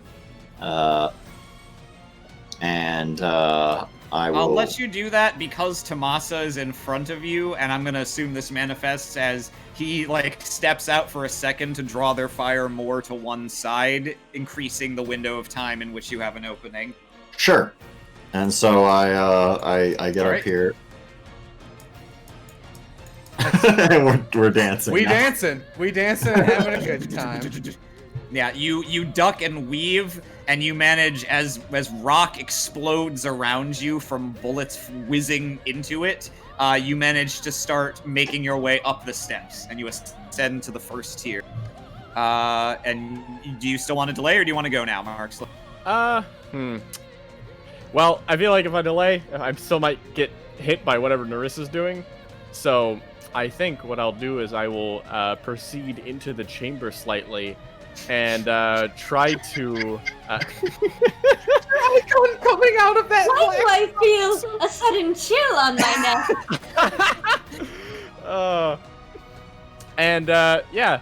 Marksley is going to try to pop up and start yelling stock German enemy lines, and he's going to shoot his MP40 around where Blake is, but he's basically just pulling at his seat to try to make it seem like he's reinforcements coming, so he can kind of like move around the side of the structure slightly. Okay, go ahead and roll deceit. Alrighty. These are my deceit bullets. Oh, Good bullet. Those are some sneaky bullets. Okay, so that's going to be opposed by Stefan's rapport, which is bad. I basically am going to yell, "Give me covering fire," as I fire and try to get around so I can get back to my boys up at the second tier, you know? Yep, makes sense. All right, Yeah, here's really the funny. opposing roll, which you will definitely beat, but let's see how much you beat it by. Oh, You beat it by 5, so yes. We'll say Stefan has an aspect which is thinks Marksley is on his side. okay. Nice. Awesome, yeah. You close Cool. turn order. Can sorry. can I make it up to... I feel like it might be a stretch for me to make it up to second tier, but I'd like to get as close as I can. But So, yeah, you can always move at least one. Since you succeeded by enough, the way moving after acting works is if you have extra success, you can spend that as movement. It's just like the exact inverse of if you move first, you take it as a penalty. Yeah. So because you succeeded by 2 or more, you can get up to the first tier. To get up to the second tier, you would need 4 in excess, which you did not And have. I did not. I thought I had a 5. Oh, I'm sorry, you had 5. Oh, Yeah. I did math bad. I Yeah, needed so Marksley squeezes away up the second tier, lines up with the rest of the boys, and also starts his reload animation, and looks around in his pocket a little bit for something. I don't think I can take another action immediately. We'll save that for next turn. All right, Narissa's turn. So the first thing that's going to happen is although the single note she blew from the Kenna has faded, it seems to have done something to the water here. Whether it's inherent or whether it's given her some control over it or what, you're not sure. But the surface of the water is writhing, and even the water pouring down from the top is kind of starting to sway and take an unsteady path, not aligned with gravity. And up from the bubbling surface, Jello called the very obvious consequence. Yeah, her 4 cultists have somehow been transformed almost instantly by her new and amplified power. And they writhe up from out of the depths. And wouldn't you know, there are exactly 2 heroes left at the base tier. So 2 each are going to engage Monica and Tomasa. Oh no. Oh no. Oh no. Oh no. So first of all, I think Tomasa, these ones are just going to... They're just going to try to get you. They're going to claw at you. There are 2 of them, so they get 1 group bonus. So add 1 to this roll as they come at you with their wicked, twisted claws. That's a 3. Okay. I guess, yeah, again, they're pretty easy to pop, so I'm just gonna try and weapons at them. Alright, I gotta tag something, or, fuck it, I'm gonna take 1. I'll Okay. take 1 damage. Take a 1-point hit. So Okay. mark that first stress box. Gotcha, yeah. And Monica,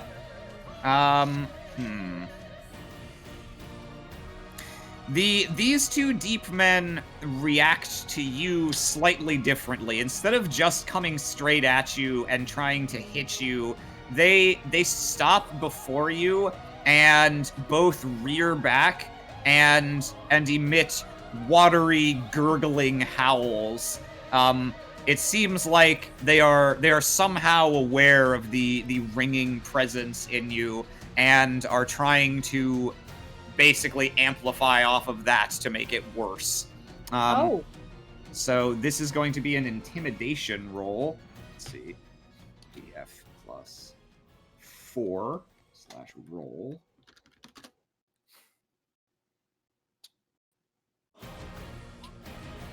So they're attempting... Oof.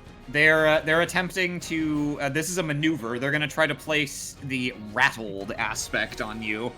Oh. So How if do I you go about avoiding so you can that? roll resolve to defend against this. Okay.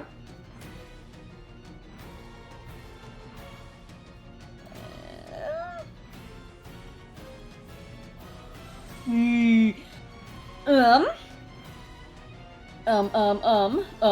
Um. Could I tag something and whip out a little Just tag. something special? What would that be? I would like to tag House of Mirrors, and I would like to whip out the cultist mask that I had from before that I stole off that one guy. Oh yeah? Yeah. And then I'm just gonna start screaming at them. Oh, Like boy. super high-pitched shrieking. Okay. And are you just like shrieking at them as Monica, or are you trying to channel this thing that's rattling around your head? I'll channel a little bit of it just to see how it works. My friends have earplugs in, so hopefully. Okay. Oh boy, what is this gonna do? Alright. Okay. In that case, go ahead and roll...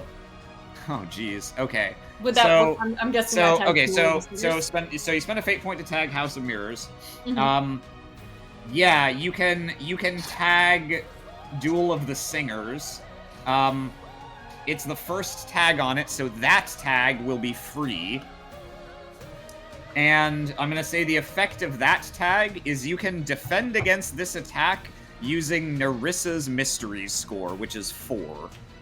Ooh, okay. So you can roll at a +4, and Whoa. depending on how high your roll is, you might get extra effects out of this.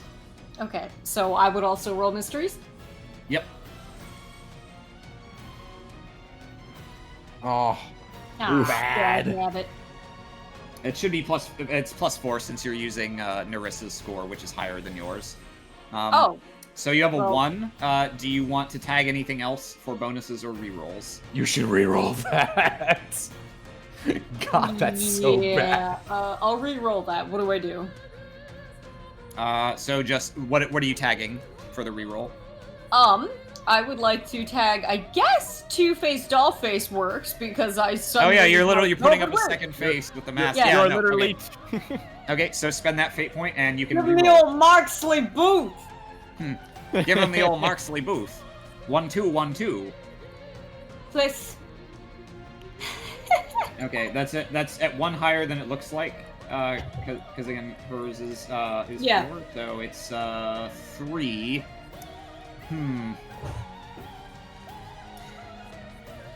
I think in the circumstances, even though you're still 1 down, I'm gonna call this a wash. They start howling at you, and you howl right back, Captain Marvel style, and they are not expecting that. You raise the mask, and the unearthly shriek emanates from it, and they immediately fall silent and lurch backward and kind of cower for a second. So they will not get to put an aspect on you, and you did not beat them by enough to put an aspect on them. But in Okay, the end, that's all it's I a needed. successful defense. All right, and finally, Nerissa herself. Let's see. I think she is gonna... Yeah, she sees Blake making his way downtown. So she is going to focus her power on you specifically, Dr. Blake. And as she did to Monica the other night, she is going to sing to just you. And the song just worms its way into your brain. The earplugs, by the way, are an aspect you can always tag in defense of any of these. Okay. So she's going to attempt to sing you a little lullaby. Ouch. This is a maneuver to try to place the aspect brought to your knees on you. All right, so what I'm going to do in defense of that is the second I feel it coming directly towards me, I'm going to howl as loudly as I can to like divert that. I feel like there's some sort of dog aspect I can tag. Everybody up in the club screaming. Yeah. I guess whose dog is that? I'll tag whose dog is that, and I will tag earplugs, and I will. How does survival sound as far as like roll the actual thing I rolling to defend, or resolve maybe? I don't know. I'd say resolve. Yeah, resolve makes sense. Who let the dog shout? Shout. Oh well, shut up yourself. That is God. funny. Oh, geez. Ouch! Jeez. All right. Okay, so well, you don't have to tag those things if you don't want to, because if you tag all 3 of those, you will still lose by 1. Yeah, no, just fuck it. I- This is just to put an I- aspect on you. You're not Yeah. even taking damage. I will take the aspect. Okay. So I'm gonna say that aspect is gonna be with a margin of 7. That's gonna be sticky until you take stress, physical stress from a hit. Okay. All right, that is her turn. Monica. Okay, so I feel bad doing this, but sorry Tomasa, I got an outie. While these guys are basically cowering away from her, she skedoodles off to some part of this grand chamber, and it seems like she knows where she's going, but not 100%. She knows what she's looking for, and the idea is that if this room has its highest point where the sound reverberates in a certain way, with Lisbeth's research, she knows that the room also has another one that contradicts that. And she's gonna go down there, and she's gonna do something. She is going to pull out what her and Lisbeth were working on, which is this bizarre little contraption that looks like it's made of, like, almost like a glass harp. You know, when you put water inside of wine glasses and you ring them? Almost like that. And it's a collection of them. And she is gonna set that up and get it going, because that should reverberate in a way that counters her song. That is what they've spent their time working on. All right, so I am going to treat this as a declaration. You are stating that there is an equal and opposed point somewhere in this room that has this property. So go ahead and roll science.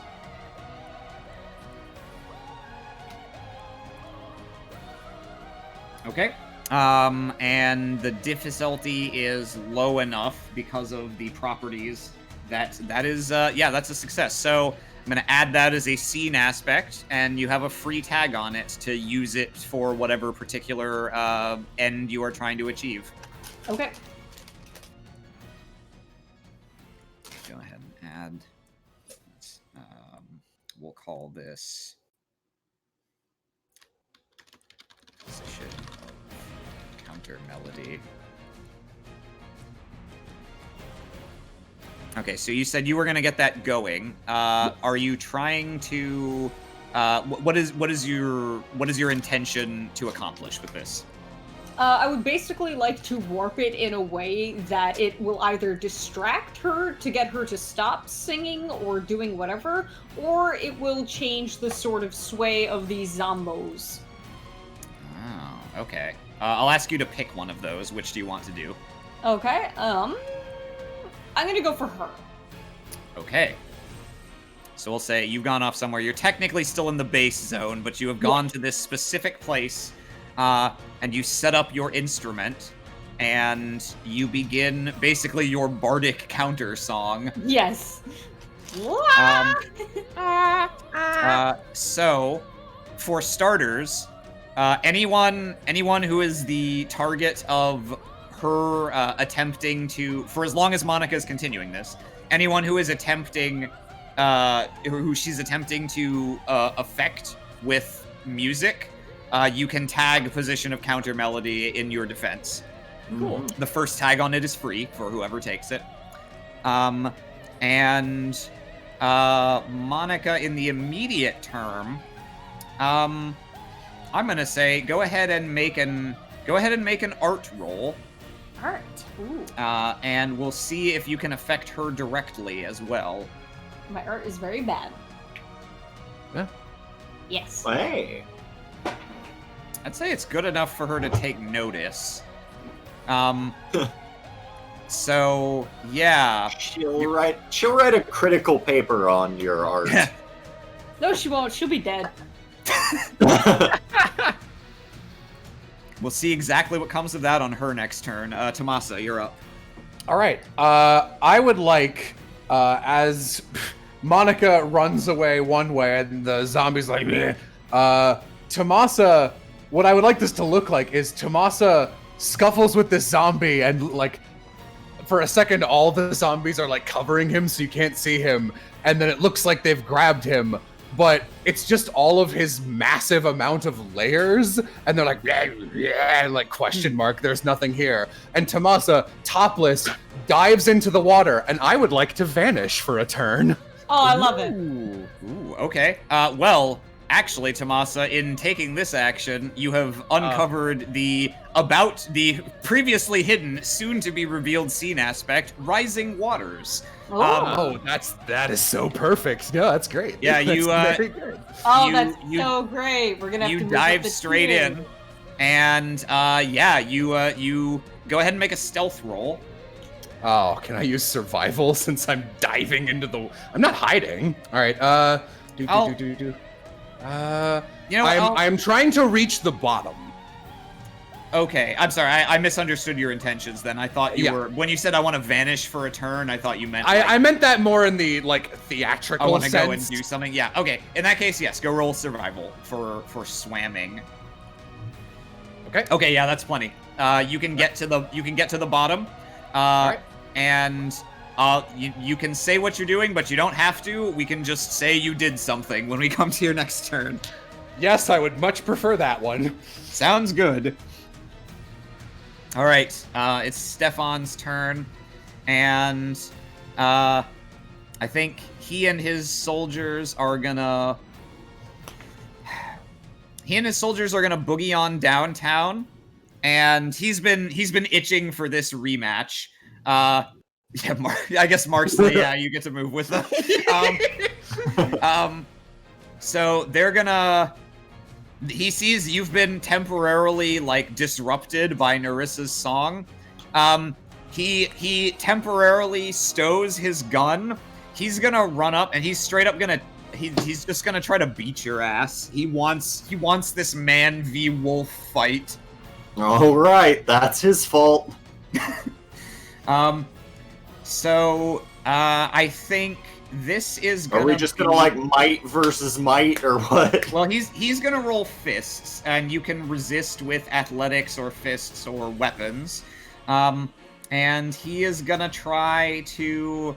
Is he just gonna attack for damage? I think he's also gonna go for an aspect. He's going to try to put the bloodied aspect on you. Alright, well, I am going to... And add 2 to that for his soldiers, so he's at 4. Okay. And I'm going to tag, I'm going to tag Bestial Appetite, and, Hunter's Instinct. Because...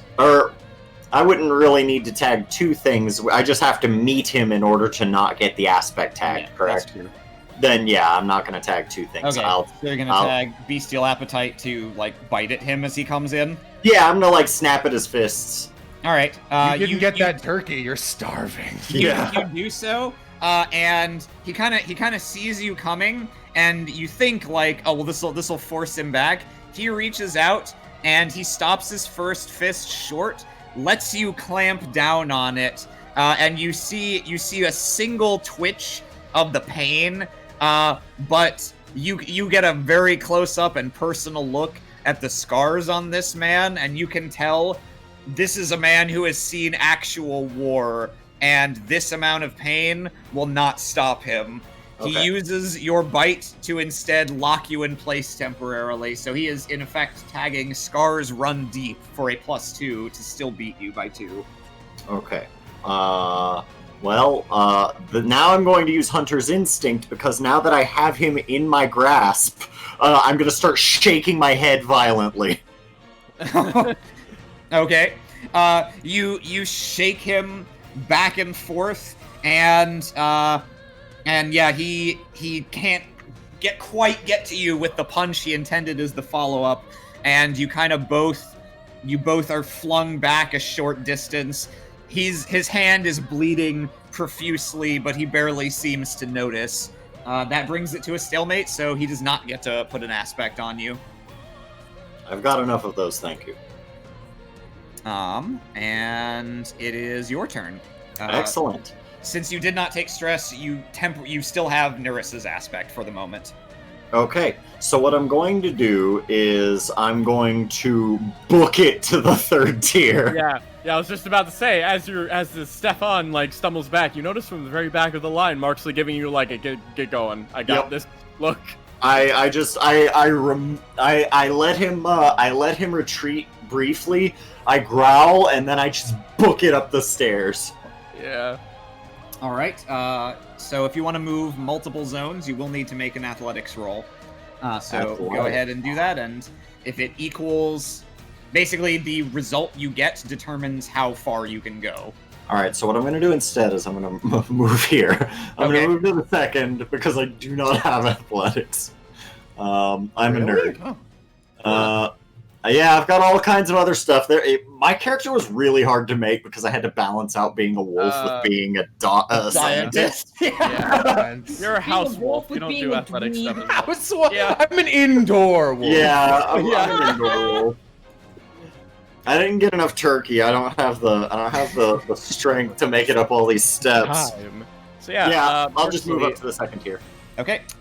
As everyone like turns, everyone like, all right, let's shoot the dog, guys. Everyone kind of stands up. There's kind of like a, that's strange. What's that? It's like sound of something clattering on the floor. Mm-hmm. Marksley drops a grenade at the feet of the soldiers and Stefan. Holy shit. I'd like to tag a lot of aspects actually. Okay. So we'll first of all go ahead and roll weapons. And are you maneuvering or attacking for stress? I think I'm attacking for stress right now. Yeah. Okay. All right, so let's see. 1. Okay, that's fine. We're just gonna stack. We're gonna stack some aspects right now. Mm-hmm. So first off, I'm gonna do triple agent. Makes perfect sense. Bond's as strong as aluminum because I'm betraying them and trying to basically destroy this tier with a grenade. Okay. And I'm also going to do courting with danger because Marksley is also on this tier, and Marksley is also very likely going to get hurt by this. All right. And this last one's a bit of a stretch, but because Stefan fell for it, can I use only liar in the room? I don't think you need to tag that one. I think instead it makes sense for you to tag the aspect the you placed free on aspect Stefan before. Yes. So that's a total of +7, so that's an 8. I don't... Oh, okay, yeah. Yeah. Well, no, because you had a 1 and you tagged 3 things, so it should be a total of 7, right? No. The liar was the 4th one. So that's 3 tags and then the free one, so that's... okay, +2, yeah, so that's a +1. +8, so it's a total of 9, then. Yeah. Okay. Alright, so... You casually, in the confusion as Blake bursts by, you casually drop this grenade into the middle of this group of men. And Stefan turns when he hears this strange clattering. His eyes dart around, and he does spot the grenade, not in time to be fine, but even though your deception was quite flawless, he has dealt with all manner of these tactics before, so I'm going to preemptively have him tag defensively underhanded. Yeah, super fair. And so I'm going to have him oppose this with alertness to see if he, like, how much in time can he see this grenade. Okay, so he's got a total of 5 to defend. Do you want to tag anything else, or you want to take that 4-point success? You might need to keep some of your tags. I might, but also I probably won't. Okay. Let's see. Oh, could I use Dead Son of the Aday family to tag my own military history on this as well? as I generally know exactly where to toss this grenade. I guess so, yeah, because Okay. that's really your only aspect that ties to that part of your You're life. running So out! if there's anything that represents your military service, I suppose it would be that one. So okay. Yeah, and I'll tie that in by this statement. Yeah, But you're I tied running out. Well, if Moxley Booth's going to go out, he's going to die as he lived, betraying people. Yeah. No, I think in that case, on that line, when he turns around and sees me, Marksley looks, and through the gaze of his glasses, he looks at Stefan and says, General Haig sends his regards. And then he falls off, the thing just exploding. Falls off. Yeah, there's a...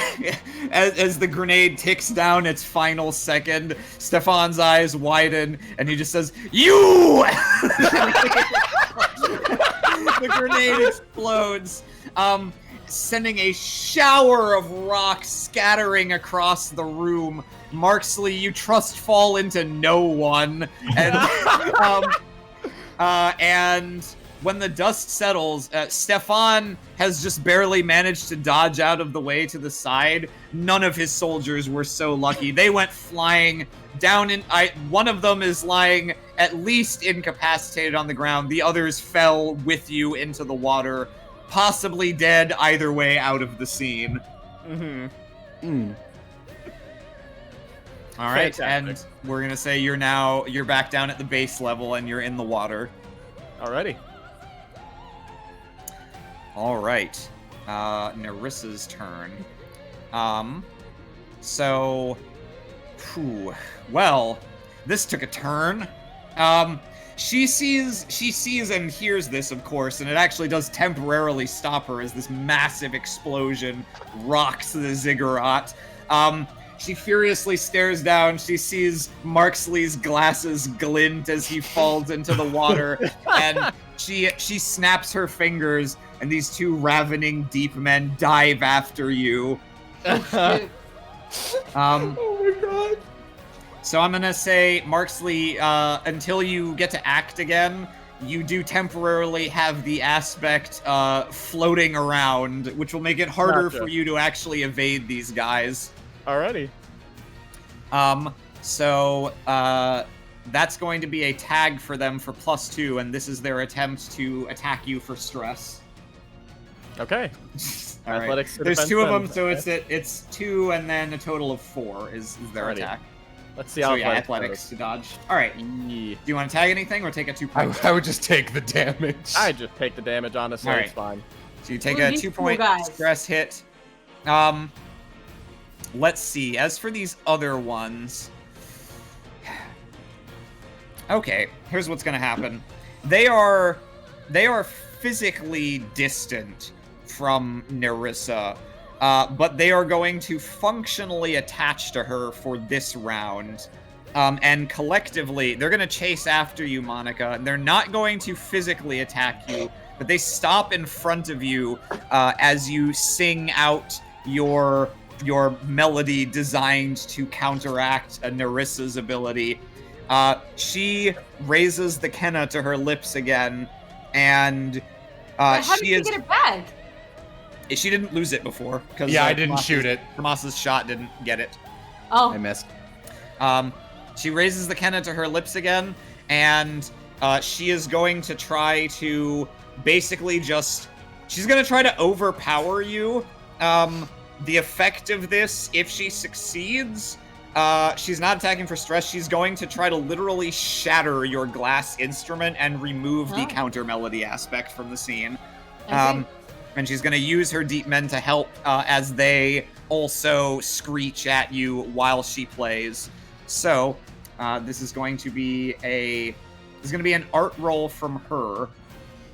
You can tag your Duel of Singers and see what happens, which will depend on Tomas's declaration, or you can just defend through some more conventional means. You know what? I can't think of anything else immediately, so I will see what Tomas's declaration is with my tag. All right. So, here's what I'm gonna need from you. This is the first tag, so it's free. So, you remember Tomasa's words to you, and you know that there's a chance that you can use whatever shard of her power is still inside of you to fight back against her, at some risk, perhaps. So, rather than rolling to directly defend against her roll, I'm gonna have you roll Resolve. Ooh. Okay.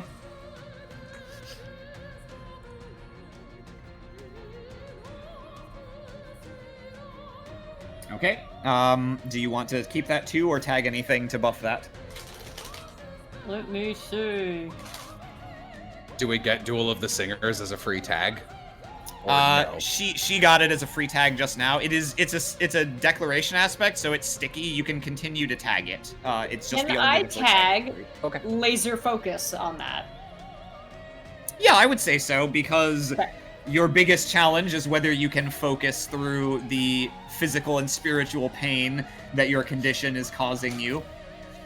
That's a little bit better. All right. Oh, you re-rolled. Okay. Yes. Okay, 3.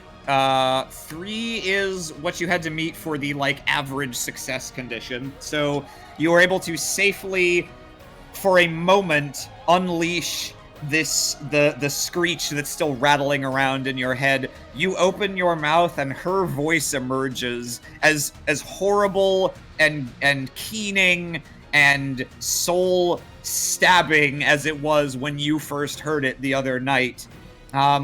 And this basically turns into a Kamehameha duel where you're fucking shooting your sound lasers at each other trying to push back.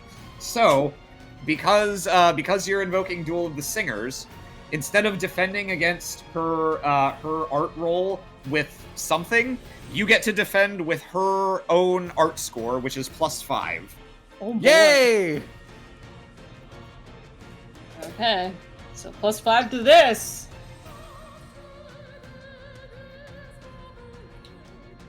I mean, hey, 6. 6? Yeah. Well, it had a +1. If you look at the dice, it's 0, 0, minus plus, so it's a total of 5 because her bonus is at +5. So you do beat her. And you see, she, even with the power of the Kenna, she was not expecting you to be able to do what you just did. And so your glass instrument rings and vibrates, but does not shatter.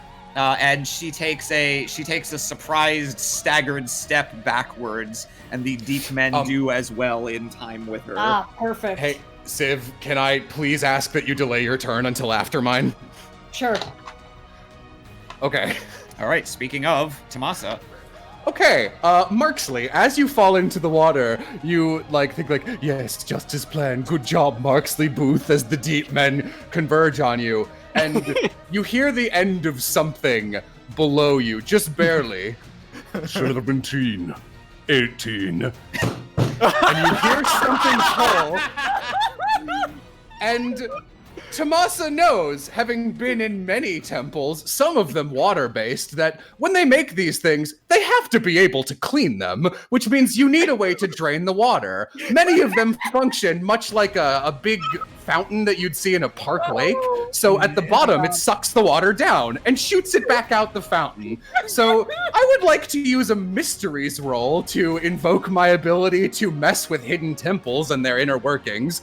I would also like to tag Wonders of the Ancient Vault and Rising Waters, as there is more water than average. My goal here, and I'm so happy more people fell into the water, is to have us swiggle up a piping system and then come out the top and shoot down a waterfall, bonking into Nerissa. Originally, it was just going to be Tomasa, but look who fell into the water with him. So I am hoping that now it can be a multi-person attack that will slam into her as she staggers. Oh boy, okay. Let me think of how I want to adjudicate this.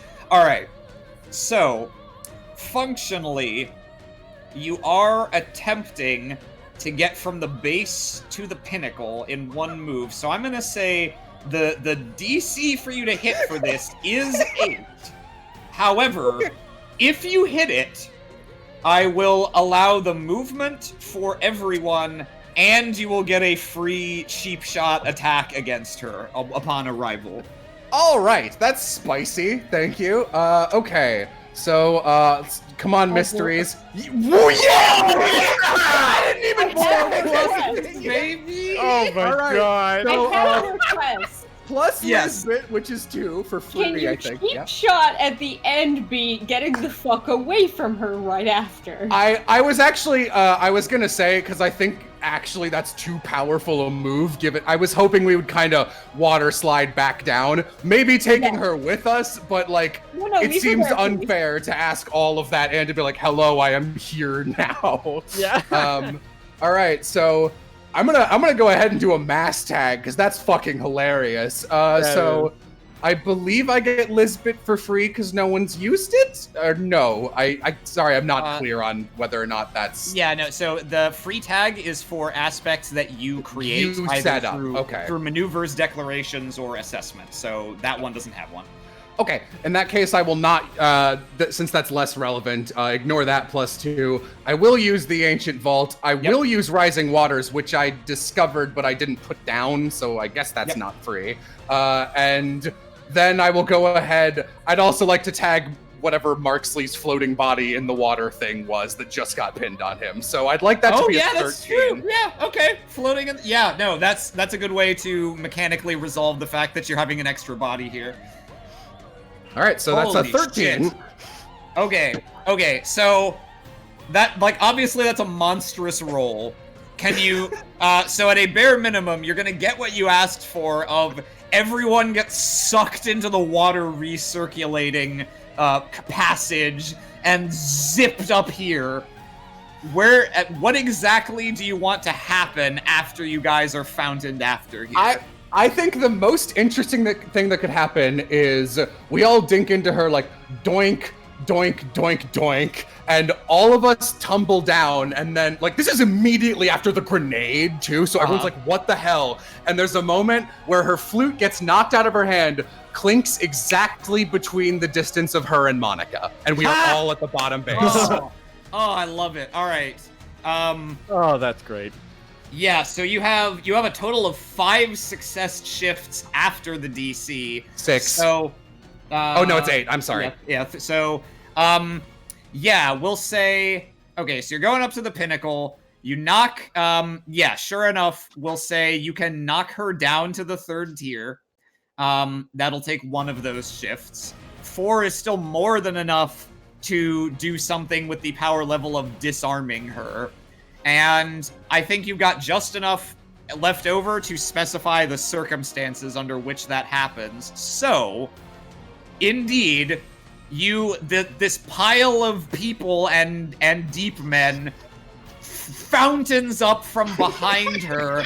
She turns just in time to be fucking pile driven by a series of people thudding into her. You collectively go tumbling down the steps. And yeah, as you land in a heap, all of you, by the way, gaining the knocked over aspect, until your next time moving.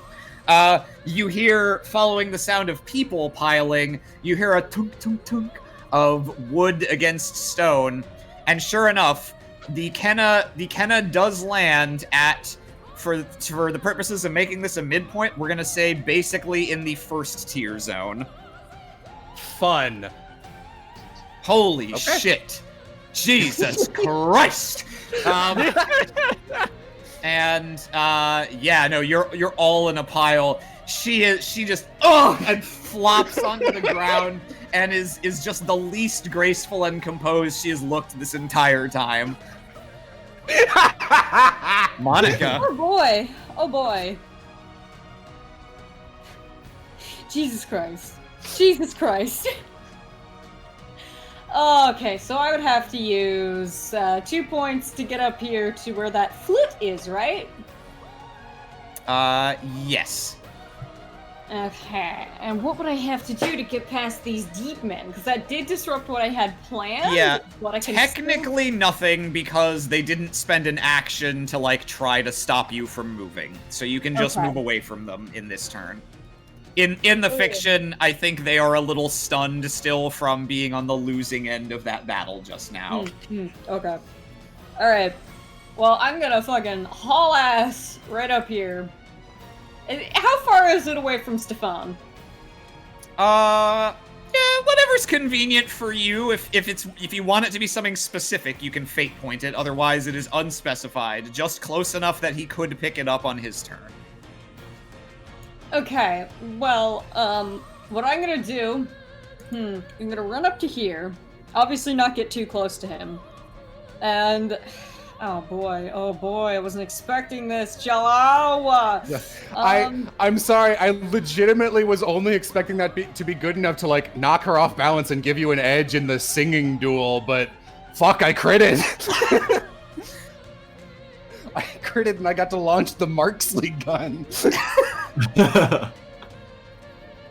Okay, so what I'm gonna do is I'm gonna run up and I'm gonna grab it and I'm gonna hold it for a second and look up at Narissa and I'm gonna bring it up to my mouth like She's still on the ground, but she, like, pushes up with her arms and kind of wildly looks around and sees you. Her eyes home in and they go wide as they see that you have it.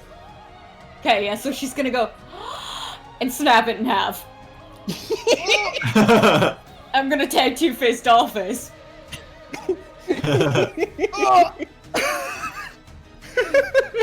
She's gonna crack it in half over her knee. Ooh, boy. Okay. Ooh. Ooh. Ooh. Okay. All right. I'm gonna say this, Monica. You go for this cheeky little, like, oh man, I'm gonna play it, psych. You go for that play, and you go to suddenly, you know, wrench your hands and split it in half, and you get a sudden, very strong urge to let the sound inside of you out. So I'm gonna have you make a resolve roll to see if you can do this without playing it. Okay.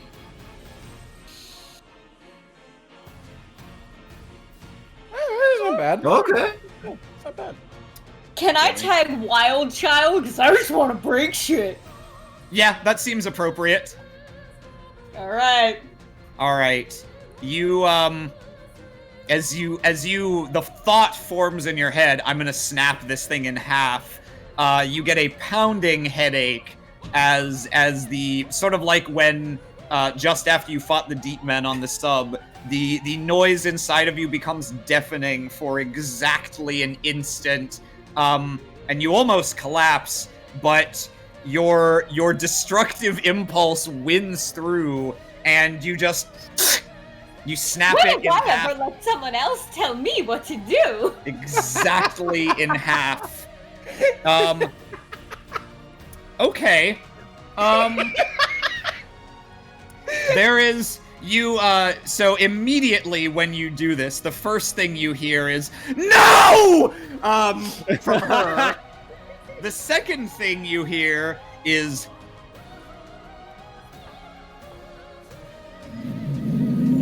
A very different sound begins building. This is no shrill whine. This is a guttural wall of noise slowly welling up as if from the waters, as if from the walls, as if from all around you. And you feel wind. Suddenly, it's as if you are standing in a hurricane in this chamber. And you can barely stay on your feet, and the sound becomes a deafening roar. It's like, just to imagine, like, heavy winds straight into a microphone level of just like blowing out your ears kind of sound. You can barely hear Nerissa scream over this, but she does. And I'm gonna say everyone go ahead and make a resolve roll. Ah, Rated. lovely. I'm the best of those. Okay, that's not bad. We're doing pretty good Okay. overall. Hey, all right. All right. Oh, there it is. What did you A lot, expect? a lot just happened to Marksley Booth. All right. So this is the. Holy shit! All right. So this is the base. This is the base value of this attack that you have unleashed. Okay. That didn't roll correctly. That should actually be a total of 5 because it's 2 zeros and 2 negatives. Okay. So that's 5. Whatever this power is gonna tag Duel of the Singers and A Ringing in My Head. To bring it to a total 9-point mental hit. Reduced Good by night, whatever you everyone. rolled as resolve. I will go ahead and tag earplugs. Is that still acceptable? Yes, you can still tag that here. All right. His earplugs free. All right. Let me. And I will eat the rest. Yeah, I think I'm just gonna take a 6-point hit because I can. Here it is. I believe I will be taking 4 over my mental stress. Can you tag anything? I have no will, bravery, mental defense attributes. I'm Marksley Booth. Well, but I do, because I could tag the ears, but I would still only be at 7. I'd still be taking 2 over. Well, you have 2 left, right? I'm sure you could find some other thing. Is No, this no, mental I'm, or physical damage? This is mental. Great. Yeah, this is mental. I go 4 over. Like, I take 5 and then I have 4 extra, so... Okay. Yeah. Yeah, so even if you brought that down by an additional Yeah. 4, it would still knock you out. Shit. I can't help you, Marksley. Remind me no, it's again fine. what the total was. It's a 9 point hit. 9. Okay. And I've got 5, so I take 4. Okay. Okay. Is my thing still at 7 from ringing my ears? You have the severe mental consequence. Your stress track was cleared at the start of this. Okay, I'm taking looks that like- then. Okay, so if you take a 7-point, or sorry, how much are you taking? I was currently, I'd be at 5, I believe. Okay, so yeah, if you take a 5-point hit, it'll just be a 5-point hit. It won't, the aspect doesn't inherently impede you there. Okay. And, Nerissa only rolled a 1.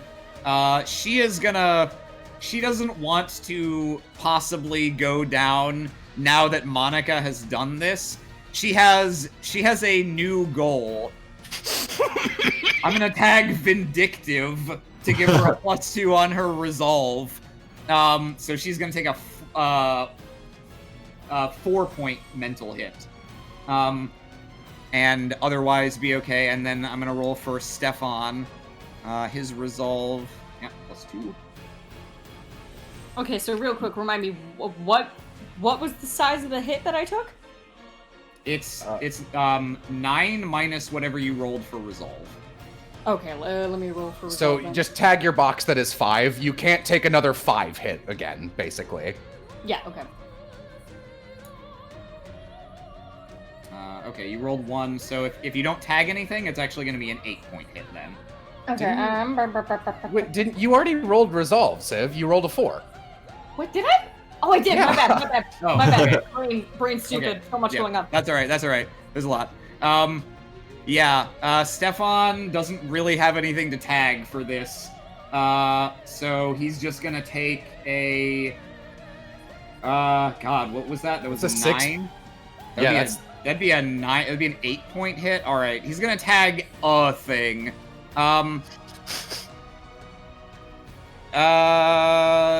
No, he really doesn't. Okay. All right. He's gonna have to eat this one. This is an 8-point hit, so he is going to take a moderate mental consequence. Which is going to be I'm just gonna name this "We Lost the Thing."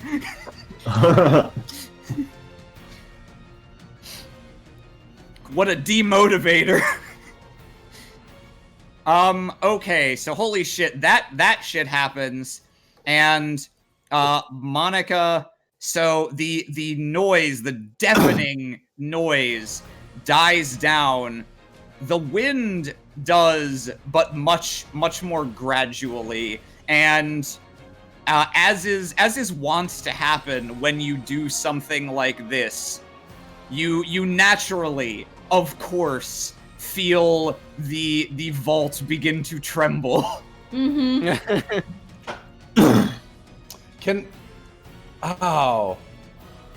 I don't know what the rule.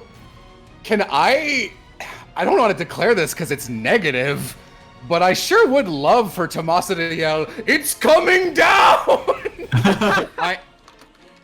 It already is, but just for you, I will name the aspect "It's coming down." Thank you. Holy shit! All right, that was Monica's turn. What a fun 2 turns! What a fun 2 turns! Oh, did I do that? Stefan lurches to his feet, hands clasped over his ears, swaying. He looks back and forth, and he draws his gun, but does not, shoot at one of you. He points it at you, Monica, just as he edges around you, and he's gonna just fucking run for it. Coward. So I'm gonna roll athletics, see how far he can get.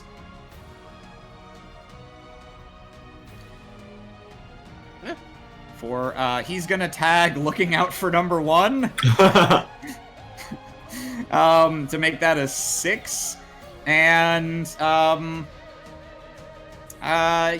he's, no, that should be enough, yeah. So he gets down to the base, he's got 5 more, so he is gonna functionally just run and exit the scene, as the villainous henchman often does in moments like this. As he do. Are the deep men still under her control? The deep men are still standing, but they seem dazed. They seem confused. So they didn't take damage from that thing? I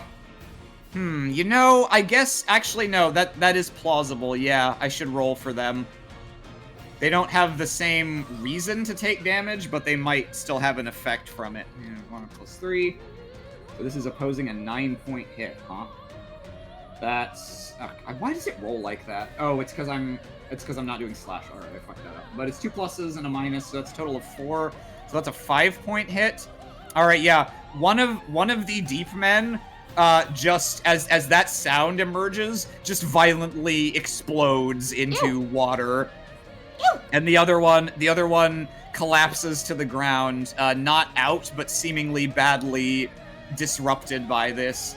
That was for that group, and then here's for the other one, the one that's up by, the one that's part of Fuck Mountain. Hey, Christian, would you mind sending me a quick screen cap of Marksley's aspects? Yes, I will right now. Thank you. Okay, that group actually resisted pretty well. That's a 6 against a 9-point hit. One of them still does kind of collapse and stop working, and the other one is still up.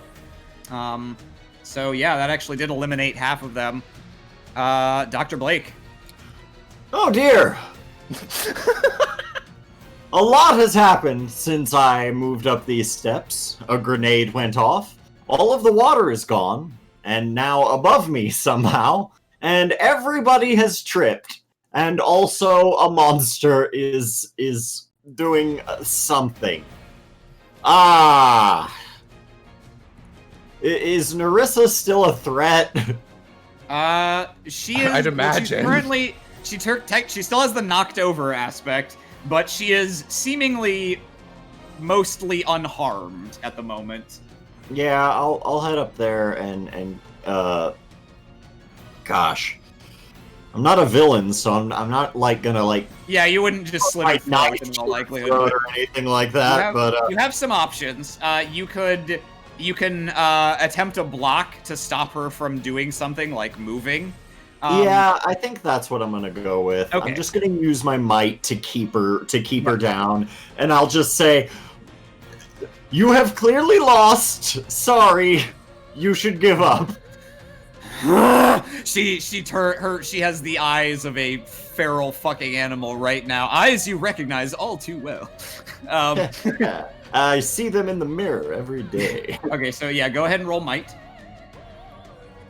And this will be the strength of your block, which you will have to overcome. Oh, that's pretty good. All right, that's pretty good, yeah. Do you want to tag anything or keep that 5? Man's best friend, I'm not trying to hurt her. I'm just trying to keep her still so that she, like, you know, she could go ahead and growl and hiss and moan and all this other shit. But I'm not trying to hurt her. All right. Yeah, I'll accept that reasoning. So go ahead and spend the fate point, and we'll say that is a 7-point block. Marksley. I believe Marksley is still unconscious. Oh, I mean, that's you can take a physical consequence, right?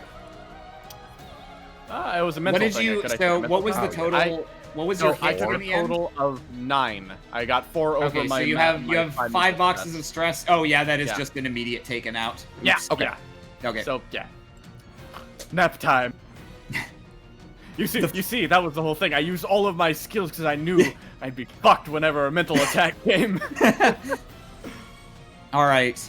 Then it's gonna be her turn.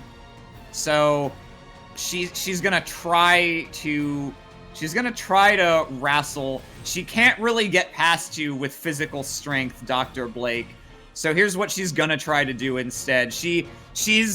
Her head is bobbing and weaving. Her hair is completely ruined. Her dress is soaked and torn in a few places.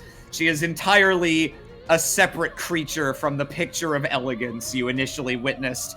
And she somehow manages to steal a glance past you, eyes wild, burning with hatred towards Monica, the woman who has, in an instant, ruined years of planning on her part. And she is, here's what she's going to attempt to do. She is going to channel all her power into this one move. She lets out a cry more bass than you've ever heard before. Even when she would screech or use her voice as a weapon before, there was always the sense she was wielding it as a precision weapon. You know, she was striking with the finesse of a rapier. This is a cudgel. This is just the screams of all the frustration that she feels at having this long-standing ambition just foiled so trivially in an instant.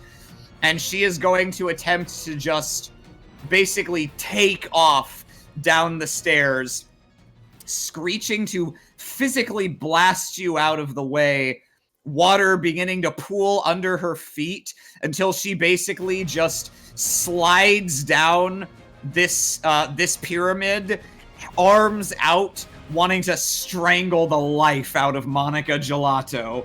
So, first of all, this is going to be her base roll to use her powers to overcome your block.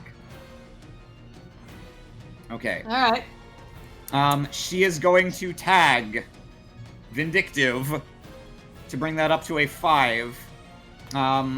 She is going to tag Siren Song to bring that up to a 7. And she is going to tag your aspect, Duel of the Singers, Monica, to bring that up to a 9. Okay. And so most of that should overcome my thing of trying to pin her down, correct? So she has to, whatever she rolls has to exceed the block. The block does not technically reduce it if it is overcome. I see. Gotcha. So she blows past you. She does, however, have to spend 2 of her success to move. 1 down to the second tier, 1 down to the first tier. So Monica, she lunges for you, screams in fury, and you can see her eyes open wider than like a person's eyes should open, and she has inhumanly sharp teeth, you realize, as they bear towards you. And so yeah, this is gonna be an attack against you at 7, and this is just striking for stress. Can I cram a snowball down her big, stupid, open mouth? Yeah, you can try. Yeah, I want to do that. Okay. Because she can't scream with a snowball in her mouth. Idiot. Too delicious. So, ice in my veins, and some science, I'll take the rest of the hit. Alright, that's 5, so you only suffer a 2-point hit.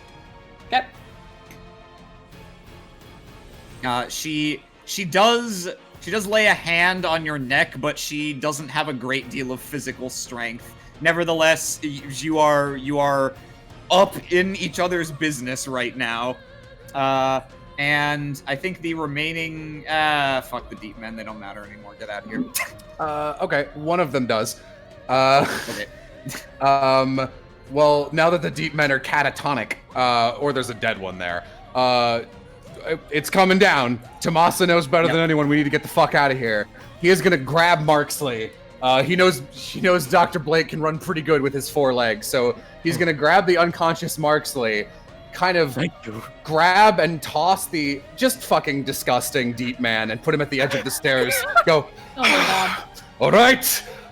Bridal carries Marksley, and I am gonna surf down the stairs as far as I can go on the sloshy, awful body of this thing. Gross. Nice. The sloshy, awful body of this Marksley thing. Yeah, admittedly, my primary goal is just to get out of here. It would be great if I could knock into her, but I'm gonna be real. I don't think I can roll that far. Okay, we'll go ahead. I will and roll tag. athletics. Yeah, we'll see. Athletics, worse than I thought it was. That's not bad. I'm also gonna tag the aspect. Fuck, Christian just gave this to me. I'm gonna tag the aspect low to the ground. Tag it's coming down. I want to have 1 in the bag because we still got to deal with Scarface getting on the U-boat. All right, so that's a 4, and we going down. All right. Yeah, so you have a 4, so you can go all the way down to the base. Since that will consume all of your success, you cannot knock anyone down on your way. Okay, I am fine with that. And I assume that this thing has been cheese grated to death the second we get. Yes, very much so. My feet feel disgusting, and I briefly dip them in the water before ending my turn. All right, Monica. Okay. I would like to use ice in your veins one last time. Okay. And I would like to have it so that the ice ball melts and goes into her lungs. Gross! Okay, attack with science. Yep. What a great sentence. Yeah. Ice in your veins. Last one. That's all I got left. Hey! Okay. Oh, there you go.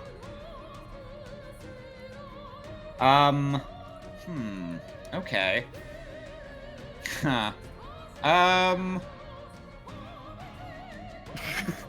Yeah, alright. I don't think she has any aspects to tag, really, for You that. can't sing if you're drowning, and you can't live if you drown. I mean, you should keep it as ice, because she can manipulate water, but yeah. Yeah.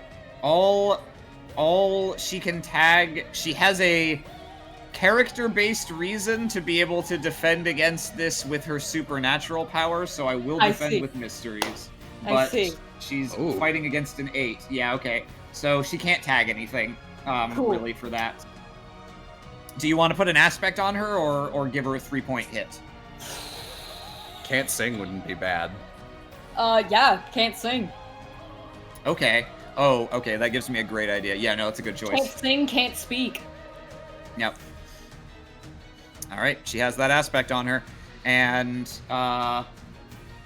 yeah, you only needed to beat her by 1 to place that, so you can also move down to the base if you want to. I am doing that. I am outying. All right, Dr. Blake.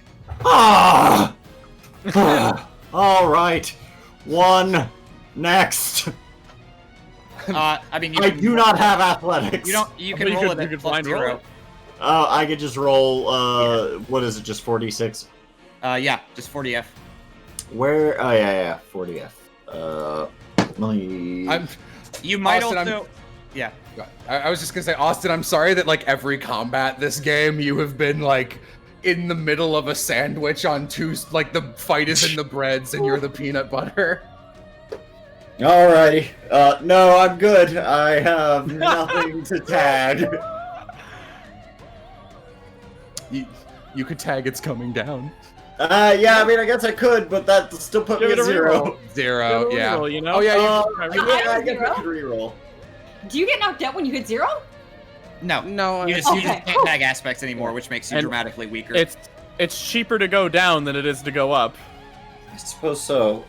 Yeah, give it the old college try. Yeah. I'll go ahead and tag that to reroll. Should have played football in college. Roll. Yeah, well, I was too busy learning biology to turn myself into a dog. Roll. DF. 40F.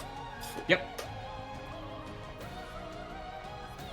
Hey. I mean, Hey! Alright. Yeah, all right. That's remarkably, that is 3 better. There we go. Hey, lady. Hey. Hey, how's it going? Hey, well, we meet again. We have to stop meeting like this. You know, on different tiers between us trying to get out of here. Yeah, that's my turn. All right. So combat is functionally gonna end here as Dr. Blake, you hurry past after your friends. Nerissa falls to her knees again and is looks like she's choking. And she's choking and simultaneously choking back tears. She's a complete mess, and as you all begin to hustle out of the cavern, you can see stone beginning to fall from the ceiling, you know, like it does. You hear ponderous cracks, and she does not move. She stays on her knees, and you hear muffled screams as she tries to just use sheer force of will to overcome the ice gripping her throat and lungs. And you see sweat beading on her brow. You see the mist in the air beginning to rise around her one more time, but it is contracting and writhing like a heart beating furiously. And 2 things happen in rapid succession. She clears the blockage. She screams to the heavens. The water goes flying straight up like a miniaturized tornado, blowing through a small hole in the ceiling and unleashing a torrent of more rock and water. As she raises her hands and the scream reverberates, you see she has half of the Kenna clutched in both hands to no avail, and a gigantic piece of formerly submerged rock falls directly on her. And as it lands on her body, you do not hear the expected sickening crunch that you thought. As it lands, it's like popping a water balloon. It lands and she just bursts into a shower of water that rains down, flickers through the air, and is washed away with so much else into the sea as this entire chamber collapses. Nice. That's nice. Let's get the fuck out of here. Yeah, you hustle. On the way, I like tap on the trench coat statue to get our two friends to come with Yeah, us let's if they're fucking not already go, there. man. You do that, and you see they are not in there. All right, I have to assume they went to the U-boat. We don't have time We otherwise. don't have time. Yep. You I Oh, hope you nothing's bastard. happened to them. Let's go. you hurry out, and you hurry to the entrance where you do in fact see you see the U-boat just beginning to submerge. However, you see that Lisbeth and Perry appear to have commandeered an escape vehicle from it. And they are hastily making preparations to dive in what will surely be an extremely cramped and unpleasant space. But they see you come over the steps, and they both start shouting and waving as rock falls. How do we get into the boat? We got the boat! We gotta get in the boat! Go! Quickly! Tomasa jumps in first and then grabs Marksley behind him. He waits to bring Marksley in last because he just slithers in perfectly like a wet sock, filling the remaining space. Monica uses Gross. voice like a pillow. Yeah. Yeah, as soon as you pile in, Perry is already pulling levers and pressing buttons. I know there's no space to hear anyone think, but we're gonna have to make it work! And it slowly begins to submerge into the water as you see behind you the entire vault collapsing, rocks sliding into water, sending out giant waves.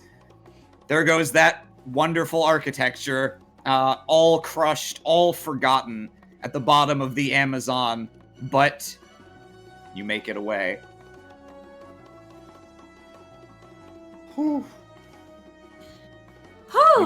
You burst from the opening as it seals behind you like the fucking Cave of Wonders. Okay, we are safe. Usually temples are built to be very considerate when they are falling down. That's good. Can we please surface as soon as possible? Yes, I would like to get a breath of fresh air if that's possible. Yeah. My arm is bent the wrong way. It was quite stuffy in that cave. Oh dear. Harry, don't take this the wrong way, but don't visit me next time. Noted. Oh.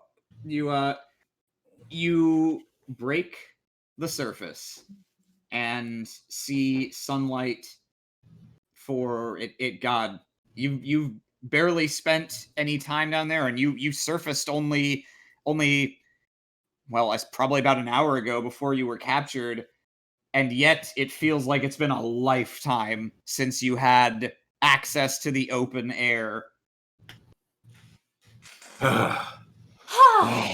Oh boy, she starts fanning herself, but it does nothing because it's humid and gross. Oh, Monica, you can remove your severe consequence. Oh, thank God. Dr. Marksley. Blake, the wet dog smell is so bad in an enclosed space. I am sorry. Ugh. Not as bad as the smell of those filthy fascists who were in that submarine with us. Oh, Stefan, you damn... What?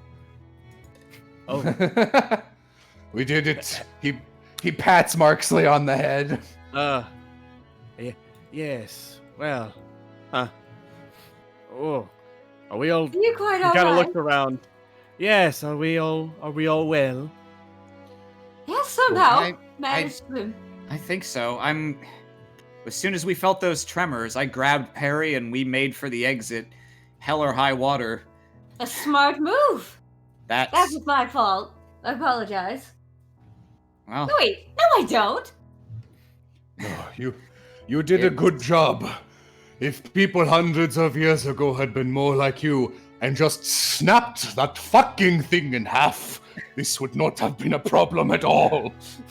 Language, Tomasa. Yeah, she goes, I want to say that I was sad to, lose the archaeological find of the century, but considering everything that's happened in the past week or so, maybe it's for the best if it stays down there and we stay Well, up here.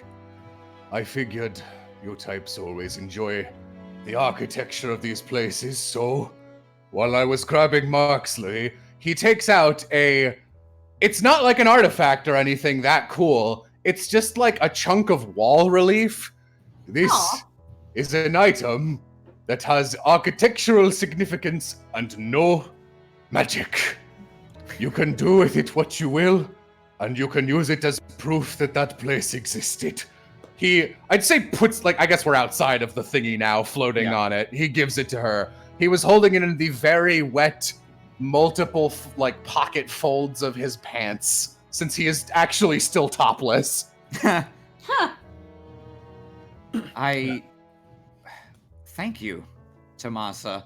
She takes it from you and looks at it with wonder, steals a quick glance at topless Tomasa now that she can see you properly, but goes back to he looks pretty fucking good. Pretty good, yeah. Not gonna lie, I look pretty fucking good. Like in the orangey light of the Amazon jungle and the fucking water covering his shining body. Twinkle, twinkle. Twinkle, twinkle.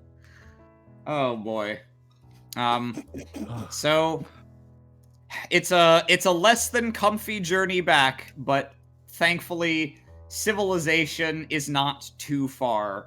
And before long, you take to the skies again, back to America, back to your lives, safe at last from whatever lurks in the deep.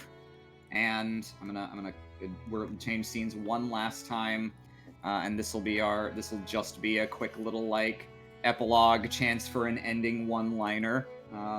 Put you in there, and a few days later,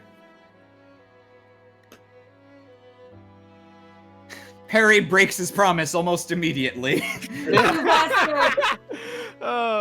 That's I know what you said, old boy, but well, Fuck you. I'll be leaving town soon enough anyway. I figured it was more proper to see you off and to check in with dear Hubie. Let him know that I was still in one piece. I appreciate it, Perry. Yes. Well, just watch who you call boy.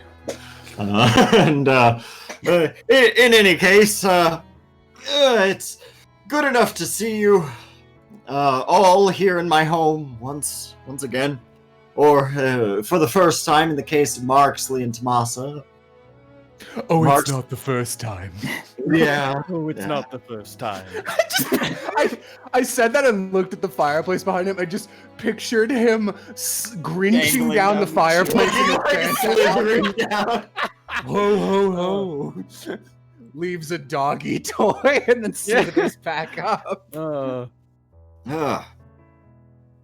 Well, I must say I'm still quite exhausted from our adventures, though they were worthy adventures to have. One day when I write a book or have Hubert write it about all of my wild adventures, I cannot wait to detail this amazing story that I had with you all, my very good friends. Yes, it was quite a joyride, but personally I wish I could take a visit to a country without having myself almost die. You two Well, did you not. Oh, well, then I suppose you're all not going to want to come with me to St. Petersburg. Well, what's in St. Petersburg? Apparently, she pulls out one of her books. Another one of these. Well, I've heard You're there's going to be welcome. a lovely train ride that we can take. and You we must are in not- good relations with the Russians, which will hopefully last forever. I have high hopes for that League of Nations, I'll say. Holy shit. Ooh. Jesus Christ. Lisbeth's looking through a newspaper. Well, Mr. Booth, Marksley, can I call you Marksley? Yes, feel free. Yeah. I think you might be a little safer around these parts than before. She flips through a few articles and points you to one that says in very large text, Zane Sashiati arraigned on 32 charges. Oh, look at that! Heavens! Seems Lovely. even though his family does own New York, they chose not to bail him out of this one. He does claim not to have sent that lovely bomb to my office. Oh, well, but he's just cake all over his face, complete liar. Yes, you're probably right. I had Yeah. hoped he wouldn't be so desperate. He was honestly a promising student back in the day. Oh, one of those Actually thinks of it. situations. Yes, I never Yeah. got to reveal the specific wording of his aspect, which I will do now. His schoolboy crush on Liz.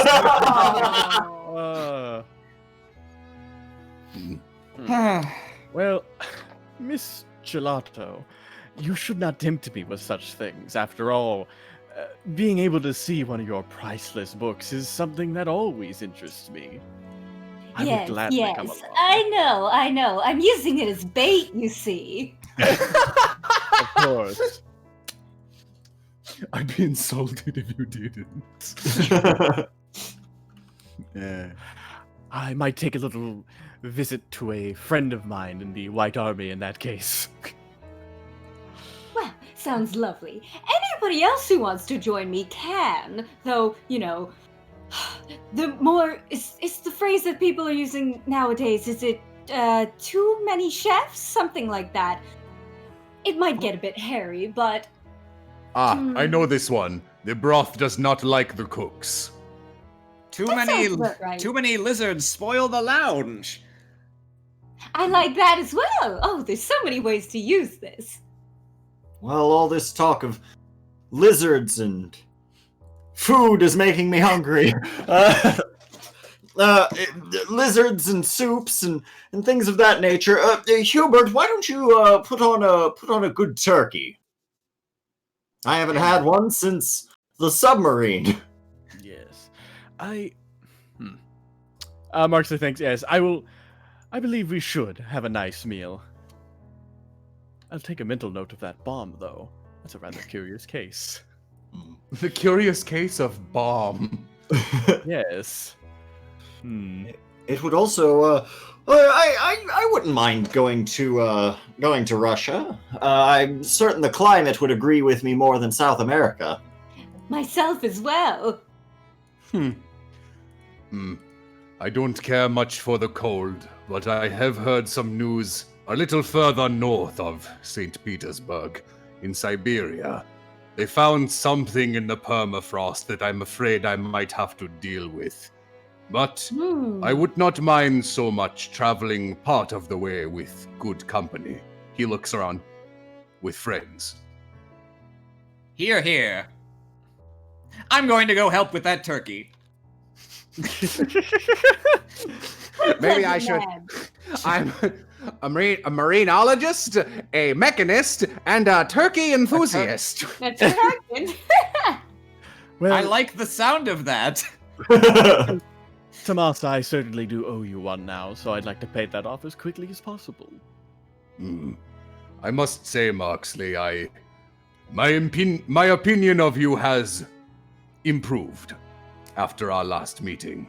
This was quite an adventure. I will be slightly less wary of you in the coming adventures. He wants people to think he's a scoundrel, but really, he's got a heart of gold. It might be pyrite, but it's still gold. Oh. Marksley just scratches his head. I'm going to help with the turkey. Yeah, run off, turkey boy. Let the adults talk. And so came to a close the most curious case that stretched all the way from the Atlantic seaboard to the very heart of the Amazon, from the skies to the depths. What became of Stefan Nadir? What was the significance of the mournful Kenna? Would its notes ever again darken the ears of the unsuspecting? Who can say? But for now, we draw to a close this tale of cults and gangsters, of loyalty and friendship and treachery masquerading as each. We finally see an end to the long echoing dirge from the deep.